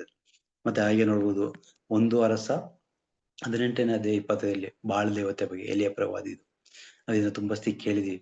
ಎಲಿಯ ಪ್ರವಾದಿ ಅಲ್ಲಿ ಬಲಿಪೀಠಕ್ಕೆ ಅರ್ಪಿಸುವಾಗ ಬಲಿಪೀಠದಲ್ಲಿ ಯಜ್ಞ ಅಂದ್ರೆ ದೇವರು ಆ ಒಂದು ಬೆಂಕಿ ಅಲ್ಲಿ ಬಂದ್ ಅನ್ಸ್ದಾಗ ಅಲ್ಲಿ ಬಾಲ್ ದೇವತೆಯ ಆರಾಧಕರಾಗಿದ್ದ ಅವ್ರ 400 ಜನನ ಅವ್ರ ನಾಶ ಮಾಡ್ತಾರೆ, ಸರ್ವನಾಶ ಮಾಡಿಸ್ಬಿಡ್ತಾನೆ ಎಲ್ಲಾರ ಮುಂದೆನೆ. ಹಾಗೆ ಇಂಥ ಕಾರ್ಯಗಳನ್ನ ತೋರ್ಸ್ಕೊಳ್ತಾರೆ. ನಾವ್ ಹಾಗೆ ಮೊನ್ನೆನು ಸ್ವಲ್ಪ ದಿನದಿಂದ ನಾವು ಕೋರನ ಬಗ್ಗೆ, ಅಂದ್ರೆ ಅವನು ಸಂಖ್ಯಾಕಾಂಡದಲ್ಲಿ 16ನೇ ಅಧ್ಯಾಯ 25ರಲ್ಲಿ ಅವನು ಮೋಶೆ ವಿರುದ್ಧ ಮಾತನಾಡಿದಾಗ ಭೂಮಿ ಬಾಯಿ ತೆರೆದು ಅವನ ಸರ್ವನಾಶ ಮಾಡ್ಬಿಡ್ತು ಅಂತ. ಹಾಗಾಗಿ ದೇವರ ಒಂದು ತಿರಸ್ಕೃತರಾದರು ಅವ್ರು ಪರಾಜಿತರಾಗೋರು ಒಂದು ವಚನಗಳು ಕ್ಲೀನ್ ಆಗಿರ್ತದೆ. ನೋಡುವುದು ಹಿಂಗೆ ಮುಂದೆ ಬರಲಿದೆ. ಇಸ್ರಾಯೇಲ್ ಜೀವೋದರ ಸಿಯೋನಿಂದ ತರಲಿ, ದೇವರು ತನ್ನ ಪ್ರಜೆಗೆ ಮರಳಿ ಸಿರಿ ಸಂಪತ್ ನೀಡಲಿ, ಯಾಕೋಬ್ ಮೇಣ ಇಸ್ರಾಯೇಲ್ ಜನತೆಗೆ ಹರ್ಷಾನಂದ ಅಂತ. ಅಂದ್ರೆ ಮರಳಿ ಅವ್ರನ್ನ ಆ ಒಂದು ಅವಸ್ಥೆಗೆ ತರಲಿ ಅಂತ ಹೇಳಿದ್ರೆ ಈ ಒಂದು ದುರವಸ್ಥೆ ಫಸ್ಟ್ 1ನೇಯಿಂದ 3ನೇ ವಚನ ಓದುವ ಗಂಟನು ಆ ಒಂದು ಅವಸ್ಥೆಯಿಂದ ಅವ್ರನ್ನ ತಿರುಗಿಸಿ ಮಾನವ ಮತ್ತೆ ದೇವರ ಒಂದು ಕಾರ್ಯಕ್ಕೆ ತರಲಿ, ದೇವರ ಕೃಪಾಂತರ, ದೇವರ ಮುಖಾಂತರ ದೇವರನ್ನ ಆಶ್ರಯಿಸಿ ಜೀವಿಸಿದ ಕಾರ್ಯಗಳು ತರಲಿ ಅಂತ ನಾವು ನೋಡ್ತಾ ಇದೀವಿ. ಆದ್ರೆ ಇಲ್ಲಿ ವಚನಗಳು ಕ್ಲಿಯರ್ ಆದ್ರೆ ಇವತ್ತಿನ ವಚನದಲ್ಲಿ ಪ್ರಮುಖವಾಗಿ 2 ಕಾರ್ಯಗಳಿಂದಿದೆ. ಒಂದು ದೇವರು ನಮ್ಮ ಒಳಿತ ನೋಡ್ತಾ ಇರ್ತಾರೆ ಅಂತ ನಾವು ಮರಿಬಾರ್ದು. 2ನೇದು ದುಷ್ಕೃತ್ಯಗಳು ಎಷ್ಟೋ ಇದ್ದಾರೆ, ಆದ್ರೆ ಒಳ್ಳೆಯವ್ರು ಮಾಡೋದು ಮಾತ್ರ ಯಾರು ಕಾಣಿಸಲ್ಲ ಅಂತ ದೇವರು ಹೇಳ್ತಾ ಇದ್ದಾರೆ. ನಿಜವಾಗಿ ನಾವು ನೋಡ್ಬೋದು ಒಳ್ಳೆಯವ್ರು ಮಾಡೋದು ಎಷ್ಟು ಜನ ಇದ್ದಾರೆ ಅನ್ನೋದನ್ನ ನಮಗ್ ಗೊತ್ತಿಲ್ಲ, ಆದ್ರೆ ದೇವರಿಗೆ ಎಲ್ಲ ಗೊತ್ತು. ದೇವರು ಎಲ್ಲವನ್ನ ಅರಿತರಾಗಿದ್ದಾರೆ. ಹೀಗಾಗಿ ಈ ಒಂದು ಕಾರ್ಯಗಳು ಮಾಡಕ್ಕೆ ನಮ್ಮನ್ನ ಕರೆದಿದ್ದಾರೆ. ಎಷ್ಟು ಯಾವ್ಯಾವ ರೀತಿ ನಮ್ಮ ಅಂತರಂಗ ಪರೀಕ್ಷಿಸಿದ ದೇವರು ಅಂತ ನಮ್ಗೆ ಗೊತ್ತು. ಯಾಕೆಂದ್ರೆ ನಾವು ಬೇಕಾದ್ರೆ ಎಲ್ಲಿ ಬೇಕಾದ್ರೆ ಮುಂದೆ ಯಾವ ತರ ಮಾತಾಡೋ ಹೆಂಗಿ ಬೇಕಾದ್ರೆ ನಾವು ಡ್ರಾ ಮಾಡ್ಬೋದು, ಆದ್ರೆ ನಮ್ಮ ಅಂತರಂಗ ನೋಡೋ ದೇವರು ನಮ್ಮನ್ನ ಪರೀಕ್ಷಿಸ್ತಾ ಇರ್ತಾರೆ. ನನ್ನ ಮಗ ಹೇಗೆ, ನನ್ನ ಮಗನಿಂದ ನನ್ನ ಮಗನ ಜೀವನ, ನನ್ನ ಮಗ ಯಾವ ತರ ಇದ್ದಾನೆ, ಅವನೇನ್ ಎಕ್ಸ್ಪೆಕ್ಟ್ ಮಾಡ್ತಾ ಇದ್ದಾನೆ, ಈ ಒಂದು ಕಾರ್ಯಗಳ ಬಗ್ಗೆ ಚಿಂತೆ. ಯಾಕೆ ಅಂತ ಹೇಳಿದ್ರೆ ನಾವು ಈ ದಿನ ಈ ಒಂದು ಸಮಯದಲ್ಲಿ ನಮ್ಗೆ ಗೊತ್ತು, ನಾವು ಈ ಬೆಳಗ್ಗೆ ಮುಂಜಾನೆ ಪ್ರಾರ್ಥನೆ ಬಿಟ್ರೆ ಆಮೇಲೆ ನಾವು ಲೋಕದ ದೃಷ್ಟಿಯಲ್ಲಿ ಜೀವಿಸಲಾಗಿದ್ದೀವಿ. ಅವಾಗ ನಮ್ಮ ಚಿಂತೆ ಆಲೋಚನೆ ಎಲ್ಲ ಬರೀ ನಮ್ಮ ಕೆಲಸ, ನಮ್ಮ ಆ ಒಂದು ಲೋಕದ ಜೀವಿಗೆ, ಆದ್ರೆ ದೇವರ ಆ ಒಂದು ಕಾರ್ಯ ಬಗ್ಗೆ ನಾವ್ಯಾರು ಚಿಂತಿಸದ ಒಂದು ಅವಸ್ಥೆ ನಮ್ದಾಗಿದೆ. ಹಾಗಾಗಿ ಇವತ್ತೊಂದು ಪ್ರೇರಣೆ ಕೊಡ್ತಾ ಇದಾರೆ, ಸದಾ ದೇವರು ನಮ್ಮ ಅಂತರಂಗ ನೋಡೋರಾಗಿದೆ ಅಂತ, ಸದಾ ಆ ದೇವರ ಕಾರ್ಯನೆಂದು ಅವ್ರ ಕಾರ್ಯ ಮಾಡಲು ನಮ್ಮನ್ನ ಪ್ರೇರೇಪಣೆ ಕೊಡ್ಲಿ ಅಂತ ಈ ಒಂದು ಸಮಯ ಕೊಟ್ಟು, ಹಾಗಾಗಿ ಈ ಕೊಟ್ಟಂತ ಈ ಒಂದು ಚಿಕ್ಕ ಸಮಯಕ್ಕಾಗಿ ನಾವು ಸ್ತೋತ್ರ ಮಾಡೋದು. ಥ್ಯಾಂಕ್ ಯು ರೈತರು sir. Praise the lord sir. ಪ್ರಿಯರೇ, ಹಡ್ಸನ್ ಹೇಳಿದ ಹಾಗೆ ಕೀರ್ತನೆ 53 ಮತ್ತು ಕೀರ್ತನೆ 14 ಸೇಮ್ ಟು ಸೇಮ್ ಆಗಿದೆ. ಯಾರಾದ್ರೂ ಓದಿ ನೋಡಿದ್ರಾ? ಓಕೆ, ಸೊ ಕೀರ್ತನೆ 14 ಆ ಹೆಡ್ಡಿಂಗ್ ಒಂದು ಓದಿ. ಕೀರ್ತನೆ 14 ಹೆಡ್ಡಿಂಗ್ ನಾಸ್ತಿಕರ ದುಸ್ಥಿತಿ. ಕೀರ್ತನೆ 53 ಹೆಡ್ಡಿಂಗ್ ಸೇಮ್ ನಾಸ್ತಿಕರ ದುಸ್ಥಿತಿ.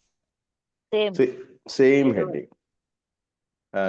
ನೋಡಿ, ವಾಕ್ಯಗಳು ನೀವು ಥಿಂಕ್ ಮಾಡುವಾಗಲೂ ಸೇಮ್ ವರ್ಡಿಂಗ್ಸೇ ಬರೋದು. ಒಂದೇ ಒಂದು ವ್ಯತ್ಯಾಸ ಏನಂದ್ರೆ ಅಲ್ಲಿ 7 ವಚನಗಳು ತೋರಿಸ್ತಾ ಇದೆ, ಇಲ್ಲಿ 6 ವಚನಗಳು ತೋರಿಸ್ತಾ ಇದೆ ಅಷ್ಟೇ. ಆದ್ರೆ ಕಂಟೆಂಟ್ ಎಲ್ಲ ಸೇಮೇ, ಏನು ವ್ಯತ್ಯಾಸ ಇಲ್ಲ. ನಿಮ್ಗೆ ಹೇಗೆ ಅನಿಸ್ತಾ ಇದೆ? ಇದೇನಾದ್ರೂ ಮಿಸ್ಟೇಕ್ ಆಗಿರೋದಾ? ದೇಹಲ್ಲಿ ಹೇಳ್ತೀರಾ? ಇಲ್ಲ ಬ್ರದರ್, ಅದು ಮಿಸ್ಟೇಕ್ ಅಲ್ಲ. ಹ, ಆ ಒಂದು ಏನಾಗಿರೋದು? ಪರಿಸ್ಥಿತಿಗೆ ಬ್ರದರ್, ಏನಾಗ್ಬೋದು ಕಾರಣ? ಅದೇ ಅವನ ಒಂದು ಪಾಪ ಕೃತ್ಯಗಳ ಬಗ್ಗೆ ಅವ್ನು ನೋಡಿ, ದಾವಿದ ಎಲ್ಲೆಲ್ಲಿ ಎಡುತ್ತಾ ಇದ್ದ ಅಲ್ಲೆಲ್ಲ ಆತನ ನೋವನ್ನ ಎಕ್ಸ್ಪ್ರೆಸ್ ಮಾಡ್ಕೊಂಡು ದೇವರಿಂದ ದೂರ ಆದ್ರೆ ಪರಿಸ್ಥಿತಿ ಏನಾಗ್ತದೆ, ನಮ್ಮ ಕೆಟ್ಟ ಜೀವನ ನಮ್ಮನ್ನ ಹೆಂಗೆ ಬಾಧಿಸ್ತದೆ ಅಂತ. ಬೇರೆ ಯಾರಾದ್ರೂ? ಏನಕ್ಕೆ 2 ಸರ್, ಬಾರಿ ಈ ಅವಸ್ಥೆ, ಈ 14ರ ಅವಸ್ಥೆ ಪುನಃ ಮರುಕಳಿಸಿರ್ಬೋದು ಆ ಸಮಯ ಬಿಟ್ಟ ಮೇಲೆ. ಓಕೆ, 2 ಸರಿ ಈ ತರ ನೋವುಗಳಾಗಿದೆ, 2 ಸರಿ ಈ ತರದ ಅನುಭವ ಆಗಿದೆ ದಾವಿದನಿಗೆ. ಅದಕ್ಕೋಸ್ಕರ ಈ ರೀತಿ ಅಂದ್ರೆ ಎಷ್ಟೋ ವಿಷಯಗಳು ದಾವಿದನ ಜೀವನದಲ್ಲಿ ಪಾಪಾವಸ್ಥೆಗಳಾಗಲಿ ಪುನಃ ರಿಪೀಟ್ ಆಗಿರ್ತದೆ. ಆದ್ರೆ 2 ಬಾರಿ ಸೇಮ್ ಕೀರ್ತನ, ಸೇಮ್ ವರ್ಡ್ಸ್, ಸೇಮ್ ಹೆಡ್ಡಿಂಗ್ ಅಲ್ಲಿ ಬರ್ಬೇಕಾದ್ರೆ ಯಾವಾಗ ನಾವು 2 ಬಾರಿ ಹೇಳೋದು ಒಂದು ವಿಷಯ? ತುಂಬಾ ಹೈಲೈಟ್ ಆದಾಗ, ತುಂಬಾ ಹೈಲೈಟ್ ಮಾಡುವ ವಿಷಯಗಳು, ತುಂಬಾ ಇಂಪಾರ್ಟೆಂಟ್ ಆಗಿರುವ ವಿಷಯಗಳು ನಾವು 2 ಅಲ್ಲ 3 ಸತಿ ನಾವು ರಿಪೀಟ್ ಮಾಡ್ತೀವಿ. ಇಲ್ಲಿ ದೇವರು ಒಂದೇ ಕೀರ್ತನೆ 2 ಬಾರಿ ರಿಪೀಟ್ ಮಾಡ್ಬೇಕಾದ್ರೆ ಪ್ರಿಯರೇ, ಅದು ಅಷ್ಟೊಂದು ಇಂಪಾರ್ಟೆಂಟ್ ಇದೆ ಎಂಬುದೇ ಅದರ ಅರ್ಥ. ಇಲ್ದೇರೆ ಪವಿತ್ರಾತ್ಮರಿಗೆ ಬಂದ ಮಿಸ್ಟೇಕ್ ಏನು ಅಲ್ಲ, ಇದು ಪರ್ಪಸ್ಫುಲ್ಲಿ ಆಗಿರುವ ಒಂದು ವಿಷಯವಾಗಿದೆ. ಇದು ಅಷ್ಟು ಇಂಪಾರ್ಟೆಂಟ್ ಆಗಿದೆ. ಯಾಕಂದ್ರೆ ಈಗಿನ ಒಂದು ಅವಸ್ಥೆ ಆಗಿದೆ ಇದು. ದೇವರನ್ನು ನಿಷೇಧಿಸಿ ಈಗ ಮನುಷ್ಯನ ಬುದ್ಧಿ, ಮನುಷ್ಯನ ಶಕ್ತಿ ಇದೇ ಗ್ರೇಟ್ ಎಂಬ ರೀತಿಯಲ್ಲಿ ಯೋಚನೆ ಮಾಡುವ ಈ ಒಂದು ಕಾಲಘಟ್ಟದಲ್ಲಿ ಪ್ರಿಯರೇ, ಬಾಕಿ ಎಲ್ಲ ಕೀರ್ತನೆಗಿಂತಲೂ ತುಂಬಾ ಇಂಪಾರ್ಟೆಂಟ್ ಆಗಿರೋದು ದೇವರ ದೃಷ್ಟಿಯಲ್ಲಿ ಈ ಒಂದು ಕೀರ್ತನೆ ಆಗಿದೆ. ಅದಕ್ಕೆ ಇದು 2 ಬಾರಿ ರಿಪೀಟ್ ಆಗಿದೆ. ಇದೇ ತರ 2 ಬಾರಿ ಸೇಮ್ ಟು ಸೇಮ್ ರಿಪೀಟ್ ಆಗಿರೋದು ಎಲ್ಲೂ ನಾವು ನೋಡ್ತಾ ಇಲ್ಲ. ಬೇಕಾದ್ರೆ ಈ ವಿಮೋಚನಾ ಕಾಂಡದಲ್ಲಿ ಇರಬಹುದು, ಕೆಲವು ವಿಷಯಗಳು ಧರ್ಮೋಪದೇಶ ಕಾಂಡದಲ್ಲಿ ಕಾಣಬಹುದು. ಪೌಲನ ಆ ಒಂದು ಪ್ರಸಂಗ 2-3 ಕಡೆ ರಿಪೀಟ್ ಆಗಿರ್ಬೋದು. ಆದ್ರೆ ಅದ್ರಲ್ಲೆಲ್ಲ ಸ್ವಲ್ಪ ವರ್ಡ್ಸ್ ಎಲ್ಲ ಸ್ವಲ್ಪ ಅಲ್ಲಿ ವ್ಯತ್ಯಾಸ ಕಾಣಬಹುದು. ಆದ್ರೆ ಇದು ಮಾತ್ರ ಪಿನ್ ಟು ಪಿನ್ ಸೇಮ್ ಎಂಬ ರೀತಿಯಲ್ಲಿ ಕಾಣುವಾಗ ಪ್ರಿಯರೇ, ನಾವು ಅರ್ಥ ಮಾಡಬೇಕು, ಇದು ದೇವರಿಗೆ ಬಂದ ಮಿಸ್ಟೇಕ್ ಅಲ್ಲ, ಇದಷ್ಟು ಇಂಪಾರ್ಟೆಂಟ್ ಇದೆ. ಅಷ್ಟು ಇಂಪಾರ್ಟೆಂಟ್ ಇರುವಾಗ ನಾವು ಹೇಗೆ ಅದು ತಗೋಬೇಕು, ಅದೇ ಸೀರಿಯಸ್ನೆಸ್ ಅಲ್ಲಿ ನಾವು ತಗೋಬೇಕು. ನೀವು ಇದರಲ್ಲಿರುವ ಒಂದೊಂದು ವಚನ ಓದುವಾಗ ಈಗಿನ ಕಾಲಘಟ್ಟದ, ನಮ್ಮ ಈ ಪ್ರಸ್ತುತ ಕಾಲಘಟ್ಟಕ್ಕೆ ತುಂಬಾ ಬೇಕಾಗಿರೋ ಒಂದು ಕೀರ್ತನೆ ಆಗಿದೆ ಇದು. ಮೊದಲನೇ ವಚನ ಓದುವಾಗ ಕಾಣಬಹುದು. ಮೊದಲನೇ ವಚನ, ಮನದಲ್ಲಿ ದೇವನಿಲ್ಲ ಎನ್ನುವರು ದುರ್ಮತಿಗಳು, ಹೇಯಕೃತೇಶ್ವರು ಆ ಭ್ರಷ್ಟಾಚಾರಿಗಳು, ಒಳಿತನ್ನು ಮಾಡಲಾರು ಇಲ್ಲ ಅವರಳು. ನೋಡಿ, ದೇವರಿಲ್ಲ ಎಂದು ಹೇಳುವ ಒಂದು ಕಾಲಘಟ್ಟದಲ್ಲಿ ಈಗ ನಮ್ಮ ಯುವ ಮಕ್ಕಳಿಗೆಲ್ಲ ಹೇಳಿ ನೋಡಿ, ದೇವರು ಎಂಬುದು ಅವರಿಗೆ ಅಷ್ಟು ಸುಲಭ ಅಲ್ಲ. ಮೇ ಬಿ ಒಂದು 10ನೇ ಕ್ಲಾಸ್ ವರೆಗೆ ಓಕೆ, ಅದಾದ್ಮೇಲೆ ವಿಧಿ ಇಲ್ಲದೆ ಭಾನುವಾರ ಬಲಿಪೂಜೆ ಹೋಗ್ತೀವಿ, ವಿಧಿ ಇಲ್ಲ. ಇನ್ನು ಸ್ವಲ್ಪ ಅವರದೇ ಸ್ವಂತ ಪವರ್ ಬರುವಾಗ ಭಾನುವಾರ ಹೋದ್ರೆ ಹೋಯ್ತು ಅಷ್ಟೇ. ಈ ಕಾಲಘಟ್ಟದ ಒಂದು ಪ್ರತ್ಯೇಕತೆ ಆಗಿದೆ. ದೇವರು ಈಗ ನಮ್ಮ ಮನೆಯಲ್ಲಿ ನಾವು ಇರುವಾಗ ಏನೋ ಫೋರ್ಸ್ಫುಲ್ ಆಗಿ ಭಾನುವಾರ ಕರ್ಕೊಂಡು ಹೋಗ್ತೀವಿ. ಅವರೆಲ್ಲರೂ ಹೊರಗಡೆ ಓದಕ್ಕೆ ಅಥವಾ ಕೆಲಸಕ್ಕೆ ಹೋದ್ರೆ ಅವರಿಗೆ ಭಾನುವಾರನೂ ಇಲ್ಲ, ಏನೂ ಇಲ್ಲ. ಆ ಅವಸ್ಥೆ ಆಗಿದೆ. ಸೊ ಪ್ರಿಯರೇ, ಈ ಕಾಲಘಟ್ಟಕ್ಕೆ ದೇವರು ನಮಗೆ ಕೊಡುವ ಮುಖ್ಯವಾದೊಂದು ಕೀರ್ತನೆ. ಈ ಅವಸ್ಥೆಯಲ್ಲಿರುವ ದೇವರಿಲ್ಲ ಎಂಬ ರೀತಿಯಲ್ಲಿ ಹೇಳುವವರ ಪ್ರತ್ಯೇಕತೆ ಏನು? ಅವರು ಕೂತು ಏನ್ ಮಾಡ್ತಾರೆ? ಮೊಬೈಲಲ್ಲಿರುವ ಬೇಡದೇ ಇರುವವರೆಲ್ಲ ನೋಡ್ತಾ ಇರ್ತಾರೆ. ಮ್ಲೇಚ್ಛತೆ, ಪಾಪ ಅವರ ಹೃದಯದಲ್ಲಿ ತುಂಬಿ ಅಷ್ಟೊಂದು ದುಷಿಸಿ ಹೋಗುವ ಒಂದು ವ್ಯಕ್ತಿಗಳಾಗ್ತಾರೆ. ಪ್ರಿಯರೇ, ಈಗ ನಿಜವಾಗಿ ಆ ಅವಸ್ಥೆಗೆ ನಮ್ಮ ಸಮಾಜ ಹೋಗ್ತಾ ಇದೆ. ಪ್ರತ್ಯೇಕವಾಗಿ ಮೊಬೈಲ್ ಬಂದ ನಂತರ ಒಳಿತು ಮಾಡುವವರು ಯಾರೂ ಇಲ್ಲ. ಅಂದ್ರೆ ಈ ಗುಂಪಲ್ಲಿ ಈ ಅವಸ್ಥೆಗೆ ಬಂದ್ರೆ ಒಳಿತು ಮಾಡಕ್ ಆಗಲ್ಲ. ಬೇಕಾದ್ರೆ ಅವರು ಒಂದು 5,000 ರೂಪಾಯಿ 10,000 ರೂಪಾಯಿ ಎಲ್ಲ ಬೇಕಾದ್ರೆ ಕೊಡ್ಬೋದು ಯಾರಿಗಾದ್ರು, ಅದೇನೋ ತೋರಿಕೆಗೆ ಮಾತ್ರ. ಹೃದಯದಲ್ಲಿ ಆ ಒಳಿತಿನ ಭಾವನೆಯಲ್ಲಿ ಒಳಿತು ಮಾಡುವವರು ಯಾರು ಇಲ್ಲ, ಈ ದೇವರಿಲ್ಲ ಅಂತ ಹೇಳುವವರು. ದೇವರು ಸ್ವರ್ಗದಿಂದ ನೋಡುವಾಗ, ನನಗೆ ನೆನಪಿದೆ ಈ ವಚನ, ನಾನು ಸಹ ಶೇರ್ ಮಾಡಿದೆ 14ನೇ ಕೀರ್ತನೆ. ದೇವರು ಸ್ವರ್ಗದಿಂದ ನೋಡುವಾಗ ಏನ್ ನೋಡ್ತಾರೆ? ಯಾರಿದ್ದಾರೆ ನನ್ನವರು, ನನ್ನನ್ನು ಹುಡುಕೋರು ಯಾರಿದ್ದಾರೆ, ನನ್ನ ಮಕ್ಕಳು ಯಾರಿದ್ದಾರೆ ಎಂಬುದು ದೇವರು ಸ್ವರ್ಗದಿಂದ ನೋಡುವಾಗ, ದೇವರನ್ನು ಹುಡುಕುವವರು ಜ್ಞಾನಿಗಳನ್ನು ಸ್ವರ್ಗದಿಂದ ನೋಡುವಾಗ ಪ್ರಿಯರೇ, ಅವ್ರೇನ್ ನೋಡ್ತಾರೆ ಸ್ವಲ್ಪ ನೋಡಿ. 3ನೇ ವಾಕ್ಯದಲ್ಲಿದೆ, ಎಲ್ಲರೂ ಒಳಿತನಿಸುವವರು ಒಬ್ಬರು ಇಲ್ಲ, ದ್ರೋಹಿಗಳು ದುಷ್ಕರ್ಮಿಗಳು ಅವರೆಲ್ಲರೂ. ಒಬ್ಬರೂ ಇಲ್ಲ. ನೋಡಿ, ಈಗ ಕೆಲವರನ್ನು ಕಾಣ್ಬೋದು. ಇನ್ನು ದಿನಗಳ ಕಳೆಯುವಾಗ ಈ ವಚನ ಸಂಪೂರ್ಣ ಆಗ್ತದೆ.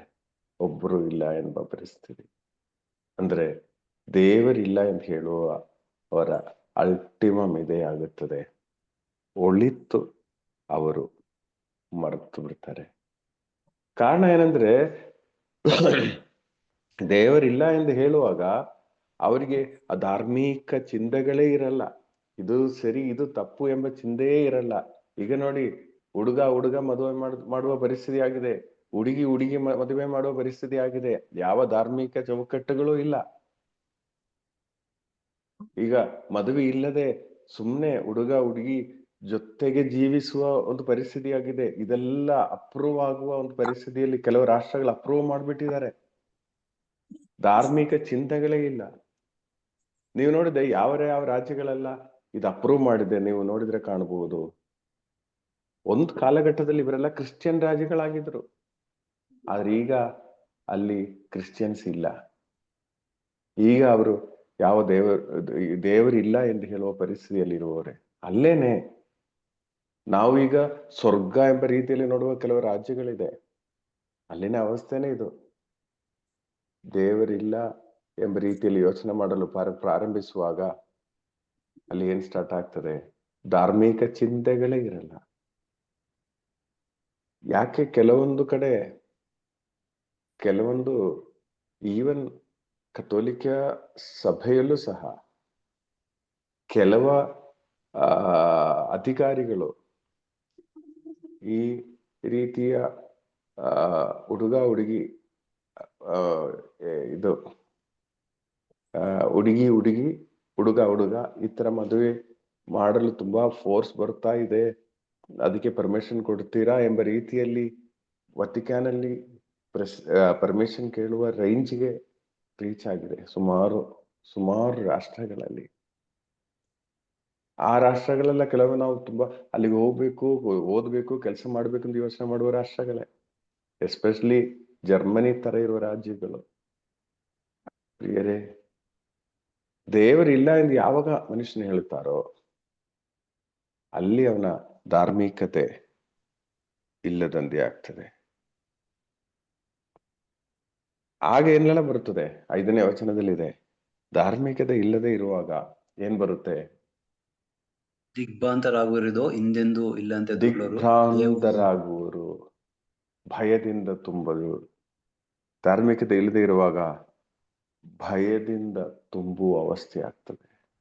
ದುಡ್ಡಿರ್ಬಹುದು, ಆಸ್ತಿ ಇರಬಹುದು, ಆದ್ರೆ ಭಯ ತುಂಬಾ ಇರ್ತದೆ. 5ನೇ ವಚನ ಮುಂದುವರಿಸುವಾಗ, ದೇವರಿಂದ ತಿರಸ್ಕೃತವಾದ ಅವರು ಪರಾಜಿತರಾಗುವರು, ನಿಮ್ಮ ಮೇಲೆ ಬಿದ್ದವರ ಮೂಳೆಗಳು. ಹೌದು ಪ್ರಿಯರೇ, ಈಗಲೂ ನಿಜವಾಗಿ ಹೇಳೋದಾದ್ರೆ ಇಸ್ರಾಯೇಲ್ ಅಂದ್ರೆ ಚಿಕ್ಕ ಒಂದು ರಾಜ್ಯ. ಅನೇಕ ರಾಷ್ಟ್ರಗಳ ಮೇಲೆ ಜಯಶಾಲಿಗಳಾಗಿ ಅವರು ನಿಲ್ಲಲು ಕಾರಣ ಅವರು ದೇವರನ್ನು ಬಿಟ್ಟು ಅವ್ರಿಗೆ ಬೇರೆ ಇಲ್ಲ, ಏನೂ ಇಲ್ಲ. ದೇವರೇ ಅವರಿಗೆ ಮುಖ್ಯ. ಯುದ್ಧಕ್ಕೆ ಹೋಗುವಾಗಲೂ ಕೀರ್ತನೆಗಳು ಓದಿ ಯುದ್ಧಕ್ಕೆ ಹೋಗ್ತಾರೆ. ಯುದ್ಧದಲ್ಲಿ ಏನಾದ್ರೂ ಒಂದು ಒಳಿತು ಬರುವಾಗ ವಚನಗಳು ಹೇಳಿ ಅವರು ಪ್ರೆಸ್ ಮೀಟಿಂಗ್ ಮಾಡ್ತಾರೆ. ಅಧಿಕಾರಿಗಳು, ಪ್ರಧಾನಮಂತ್ರಿ, ಪ್ರೆಸಿಡೆಂಟ್. ಈಗ ಇಸ್ರಾಯೇಲ್ನ ಪ್ರಧಾನಮಂತ್ರಿ ಬೆಂಜಮಿನ್ ನೆತನ್ಯಾಹು ಯಾವಾಗಾದ್ರೂ ಸ್ವಲ್ಪ ಜಯ ಅವರಿಗೆ ಬರುವಾಗ ದೇವರ ವಾಕ್ಯವನ್ನು ಹೇಳಿ ಪ್ರೆಸ್ ಮೀಟ್ ಮಾಡುವರು. ಅಷ್ಟು ದೇವರಲ್ಲಿ ವಿಶ್ವಾಸ ಇದೆ. ಸೊ ಪ್ರಿಯರೇ, ದೇವರಲ್ಲಿ ವಿಶ್ವಾಸ ಇಲ್ಲದೆ ಇದ್ರೆ ನಮ್ ಜನರೇಷನ್ಗೆ ನಾವು ಹೇಳ್ಕೊಡ್ಬೇಕು, ಬೇರೆ ಏನೂ ಇಲ್ಲ ಇದ್ರು ದೇವರಲ್ಲಿ ವಿಶ್ವಾಸ ಇರಬೇಕು.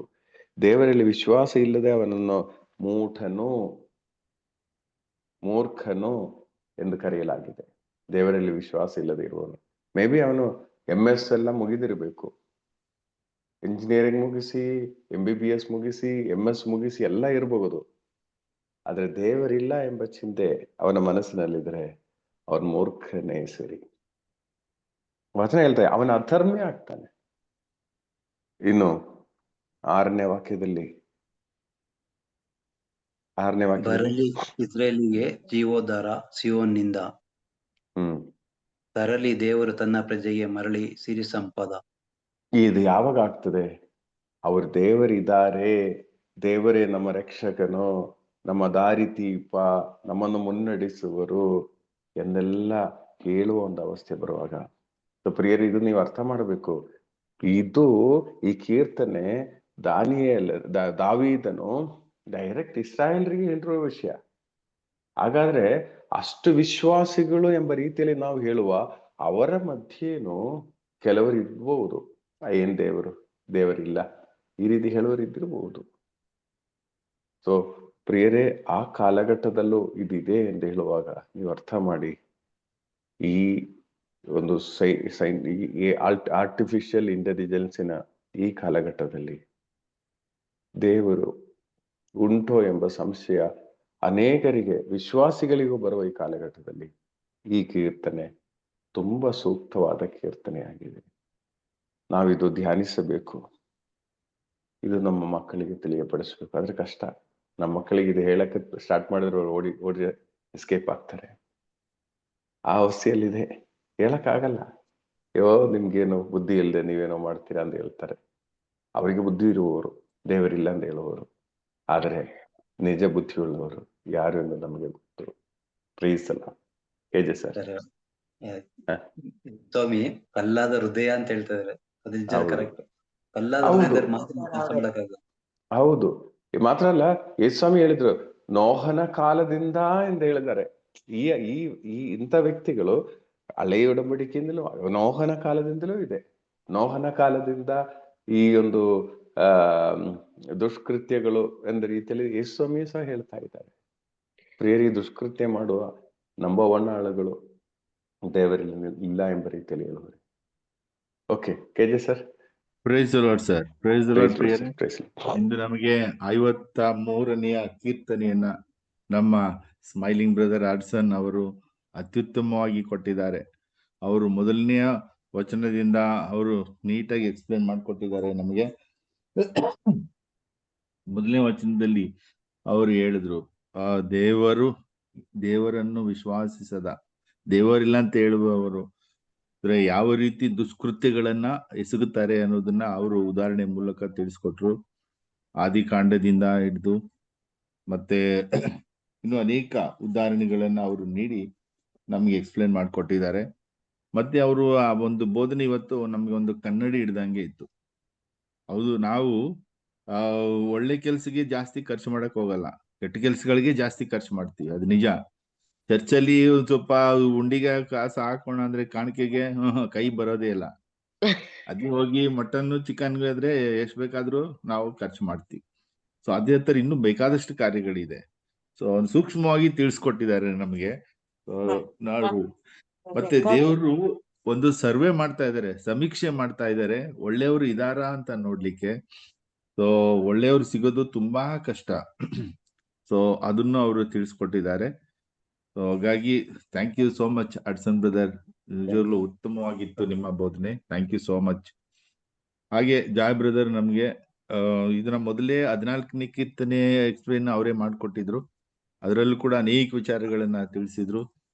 ಈ ಸರಿನು ಬಹಳ ಸಂಕ್ಷಿಪ್ತವಾಗಿ, ಯಾಕಂದ್ರೆ ಮತ್ತೆ ಹೇಳೋದು ಏನು ಇಲ್ಲ, ಹಾಗಾಗಿ ಬಹಳ ಸಂಕ್ಷಿಪ್ತವಾಗಿ ನಮ್ಗೆ ತಿಳಿಸ್ಕೊಟ್ಟಿದ್ದಾರೆ. ಈ ಕೀರ್ತನೆ 2, 14 ಮತ್ತು 53 ಈ ಕಾಲಘಟ್ಟದಲ್ಲಿ ಅತ್ಯಂತ ಪ್ರಸ್ತುತವಾದಂತಹ ಕೀರ್ತನೆಗಳು. ಅಂದ್ರೆ ನಮಗೆ ಈ ದಿನ ಪ್ರಪಂಚ ಏನು ಇದೆ ಅನ್ನೋದನ್ನ ತೋರಿಸ್ಕೊಡ್ಲಿಕ್ಕೆ ಈ 2 ಕೀರ್ತನೆಗಳು ನಾವು ಉಪಯೋಗಿಸ್ಬೋದು ಅಂತ ಹೇಳಿದ್ದಾರೆ. ಅಂದ್ರೆ ಈ 2 ಬಾರಿ ಯಾಕೆ ಹೇಳೋದು ಅಂದ್ರೆ ಅದರ ಪ್ರಾಮುಖ್ಯತೆಯನ್ನ ಸೂಚಿಸ್ಲಿಕ್ಕೆ. ಯೇಸುಸ್ವಾಮಿ ಹೇಳ್ತಾರೆ, ನಿಜವಾಗಿ ನಾನು ಹೇಳುತ್ತೇನೆ ಅಂತ. ಅಂದ್ರೆ ಅದರ ಒಂದು ತೀಕ್ಷ್ಣತೆ, ಅವ್ರು ಹೇಳುವಂತ ಸತ್ಯದ ಒಂದು ತೀಕ್ಷ್ಣತೆಯನ್ನ ಅರಿವು ಮಾಡಿಕೊಡಲು 2 ಬಾರಿ ರಿಪೀಟ್ ಮಾಡ್ತಾ ಇದ್ರು. ಸೊ ಅದೇ ರೀತಿ ಕೀರ್ತನೆ 14, 53 2 ಬಾರಿ ಇದನ್ನ ತಿಳಿಸಲಾಗಿದೆ. ಯಾಕಂದ್ರೆ ಇದು ತುಂಬಾ ಪ್ರಮುಖವಾಗಿದೆ. ಇದನ್ನ ಉದ್ದೇಶಪೂರ್ವಕವಾಗಿ ಇಲ್ಲಿ ನೀಡಲಾಗಿದೆ. ಬೇರೆ ಎಲ್ಲೂ ಬೈಬಲ್ನಲ್ಲಿ ಇಂತಹ ಒಂದು ನಿದರ್ಶನವನ್ನ ನಾವು ನೋಡ್ಲಿಕ್ಕೆ ಆಗುದಿಲ್ಲ ಅಂತ ಹೇಳಿದ್ದಾರೆ. ಸೊ ಇವತ್ತಿನ ಪೀಳಿಗೆನ ಅಂದ್ರೆ ಯುವ ಪೀಳಿಗೆನ ನಾವು ನೋಡುವಾಗ, ಸೊ ದೇವರು ಅವರ ಮನಸ್ಸಿನಲ್ಲಿ ಇಲ್ಲ. ಅವ್ರ ಮನಸ್ಸಿನಲ್ಲಿ ಇರೋದು ಆಸ್ತಿ ಮಾಡ್ಬೇಕು, ಹೆಸರು ಮಾಡ್ಬೇಕು, ಪ್ರಪಂಚದಲ್ಲಿ ಚೆನ್ನಾಗಿ ಜೀವಿಸ್ಬೇಕು, ಮೋಜು ಮಸ್ತಿ ಮಾಡ್ಬೇಕು ಇದೆ ಹೊರತು ದೇವರಿಗೆ ಎದುರಿ ನಾವು ಬಾಳ್ಬೇಕು, ವಿಶ್ವಾಸದಿಂದ ಜೀವಿಸ್ಬೇಕು ಇಲ್ಲ. ವಿದೇಶಗಳಿಗೆ ಹೋದಾಗ ಅಲ್ಲಿ ಪ್ರಾರ್ಥನೆನೇ ಸಿಗೋದಿಲ್ಲ. ನನ್ನ ಮಗಳು ಅಂದ್ರೆ ಹೇಳ್ತಿದ್ರೆ ಅವ್ರಿಗೆ ಭಾನುವಾರ ಕೆಲಸಕ್ಕೆ ಹೋಗ್ಲೇಬೇಕು, ಶನಿವಾರ ಭಾನುವಾರ ಹೋಗ್ಲೇಬೇಕು. ಅಲ್ಲಿ ರಜಾ, ಆ ಕಂಡೀಷನ್ ಅಲ್ಲಿ ಅವರು ಕೆಲ್ಸಕ್ಕೆ ತಗೊಂಡಿರೋದು. ಸೊ ಹಾಗಾಗಿ ಭಾನುವಾರ ಪೂಜೆನೇ ಇಲ್ಲ ಅವ್ರಿಗೆ. ಯಾವಾಗ ಫ್ರೀ ಇರ್ತದೆ ಮತ್ತೆ ಯಾವಾಗ ಅವರು ಇಂಟರ್ನೆಟ್ ಅಲ್ಲಿ ನೋಡ್ಕೊಂಡು ಯಾವಾಗ ಮಾಸ್ ಇದೆ ಅಂತ ನೋಡ್ಕೊಂಡು ಆವಾಗ ಹೋಗ್ಬೇಕಾಗ್ತದೆ. ಸೊ ಅಂತ ಒಂದು ಪರಿಸ್ಥಿತಿಗಳು ಇರ್ತದೆ. ಮತ್ತೆ ಇಂದಿನ ಯುವಕರು ಚರ್ಚಿಗೆ ಬಂದ್ರು ನಮ್ಗೆ ಗೊತ್ತಿದೆ, ಅವರು ಆಚೆ ಇರ್ತಾರೆ, ಇಲ್ಲ ಮೆತ್ತಿಗೆ ಮೊಬೈಲನ್ನ ಬೆಂಚ್ ಕೆಳಗಡೆ ಇಟ್ಕೊಂಡು ನೋಡ್ತಾ ಇರ್ತಾರೆ ಚರ್ಚ್ ಒಳಗೆ ಕೂತ್ಕೊಂಡು. ಇದು ನಾನು ನೋಡಿರೋ ವಿಚಾರಗಳು. ಸೊ ಇವತ್ತಿನ ಪೀಳಿಗೆ ನೋಡುವಾಗ ಖಂಡಿತ ದೇವರನ್ನ ವಿಶ್ವಾಸದ ಇರುವಂತಹ ಜನರು ತುಂಬಾ ಇದ್ದಾರೆ. ಮತ್ತೆ ಪ್ರಪಂಚದಲ್ಲಿ ಏನ್ ನಡೀತಾ ಇದೆ ಅನ್ನೋದು ಬ್ರದರ್ ತೋರ್ಸ್ಕೊಟ್ರು ನಮಗೆ. ಸೊ ಯಾವ ರೀತಿ ನಾಸ್ತಿಕತೆ ಅನ್ನೋದು ಹೆಚ್ಚಾಗ್ತಾ ಇದೆ ಎಲ್ಲ ಕಡೆ. ದೇವರೇ ಇಲ್ಲ ಅನ್ನೋ ಒಂದು ಮನಸ್ಥಿತಿಗೆ ತುಂಬಾ ಜನ ಬಂದ್ಬಿಟ್ಟಿದ್ದಾರೆ. ಇದು ಯೇಸುಸ್ವಾಮಿ ಕೂಡ ಹೇಳಿದ್ರು, ಲೂಕನ ಶುಭ ಸಂದೇಶ 18:8 ನರಪುತ್ರನು ಬರುವಾಗ ಭೂಮಿಯ ಮೇಲೆ ವಿಶ್ವಾಸವನ್ನು ಕಾಣುವನು ಅಂತೇಳಿ. ಸೊ ಅದು ಇವಾಗ ನಡೀತಾ ಇದೆ, ತೋರಿಸ್ತಾ ಇದೆ. ಅಂದ್ರೆ ಯಾವಾಗ ಧಾರ್ಮಿಕತೆ ಇಲ್ಲ, ಆಗ ಭಯ ನಮ್ಮಲ್ಲಿ ಉಂಟಾಗ್ತದೆ. ಅದರಿಂದ ದೇವರನ್ನೇ ಆಶ್ರಯಿಸಿ ಜೀವಿಸ್ಬೇಕು. ಇದಕ್ಕೆ ಒಂದು ಉದಾಹರಣೆ ಇಸ್ರಾಯೇಲರ ಉದಾಹರಣೆಯನ್ನ ಕೊಟ್ಟರು. ಅವ್ರು ಯಾವತ್ತೂ ದೇವರನ್ನ ಬಿಡೋದೇ ಇಲ್ಲ. ಏನೇ ಮಾಡಿದ್ರು, ಇವತ್ತಿಗೂ ಕೂಡ ಯುದ್ಧ ಮಾಡಿದ್ರು ಅವರು ದೇವರ ಪ್ರಾರ್ಥಿಸಿ ಕೀರ್ತನೆಗಳನ್ನ ಹಾಡಿ ಯುದ್ಧಕ್ಕೆ ಹೋಗ್ತಾರೆ. ಮತ್ತೆ ಏನೇ ವಿಜಯ ಸಿಕ್ಕಿದ್ರು ಅದು ಇವನ್ ನೆತನ್ಯಾಹು ಅದರ ಅಧ್ಯಕ್ಷ ಕೂಡ ಏನಾದ್ರೂ ಒಳ್ಳೆ ಕಾರ್ಯ ಜಯ ಸಿಕ್ತು ಅಂತ ಹೇಳಿದ್ರೆ ದೇವರ ವಾಕ್ಯವನ್ನ ಹೇಳಿನೇ ಅವರು ಅದನ್ನ ಹೇಳ್ತಾರೆ, ಮುಂದುವರಿಸ್ತಾರೆ ಅಂತ. ಸೊ ಹೀಗೆ ನಾವು ವಿಶ್ವಾಸಕ್ಕೆ ಮರಳಬೇಕು. ಇವತ್ತು ವಿಶ್ವಾಸಕ್ಕೆ ಮರಳೋರು ಒಂದು ಅಪಹಾಸ್ಯ ಆಗ್ಬಿಟ್ಟಿದೆ, ವಿಶ್ವಾಸದಲ್ಲಿ ಜೀವಿಸೋರು ಒಂದು ಅಪಹಾಸ್ಯ ಆಗ್ಬಿಟ್ಟಿದೆ ಜನರಿಗೆ, ಪ್ರಪಂಚಕ್ಕೆ. ಯಾಕಂದ್ರೆ ಈ ಕಾಲದಲ್ಲೂ ದೇವರನ್ನ ನಂಬ್ತೀರಾ, ಈ ಕಾಲದಲ್ಲೂ ಪ್ರಾರ್ಥನೆ ಮಾಡ್ತೀರಾ ಅನ್ನೋದು. ಆದ್ರೂ ನಮಗೆ ದೇವರು ಈ ಒಂದು ಪ್ರಾರ್ಥನಾ ತಂಡವನ್ನು ಕೊಟ್ಟಿದ್ದಾರೆ. ಇದರ ಮೂಲಕ ನಾವು ನಿಜವಾದ ಸತ್ಯ ಏನು ಅಂತ ನಾವು ತಿಳ್ಕೊಳ್ತಾ ಇದ್ದೀವಿ. ಅದರಲ್ಲೇ ನಾವು ಮುಂದುವರಿಯೋಣ. ಯಾವುದೇ ಕಾರಣಕ್ಕೂ ನಾವು ಹಿಂದೆ ನೋಡಿ ಈ ಪ್ರಪಂಚದ ಈ ರೀತಿಯ ವ್ಯಾಮೋಹಗಳಿಗೆ ಬಲಿಯಾಗದಾಗೆ ನಮ್ಮನ್ನೇ ನಾವು ಕಾಪಾಡಿಕೊಳ್ಳೋ ಅವಶ್ಯಕತೆ ಇದೆ ಅಂತ ಅರ್ಥ ಆಗಿದೆ sir. Praise the Lord sir. Thank you so much. Praise the Lord sir. Praise the Lord. Praise the Lord. Yeah, so ಈ ತರ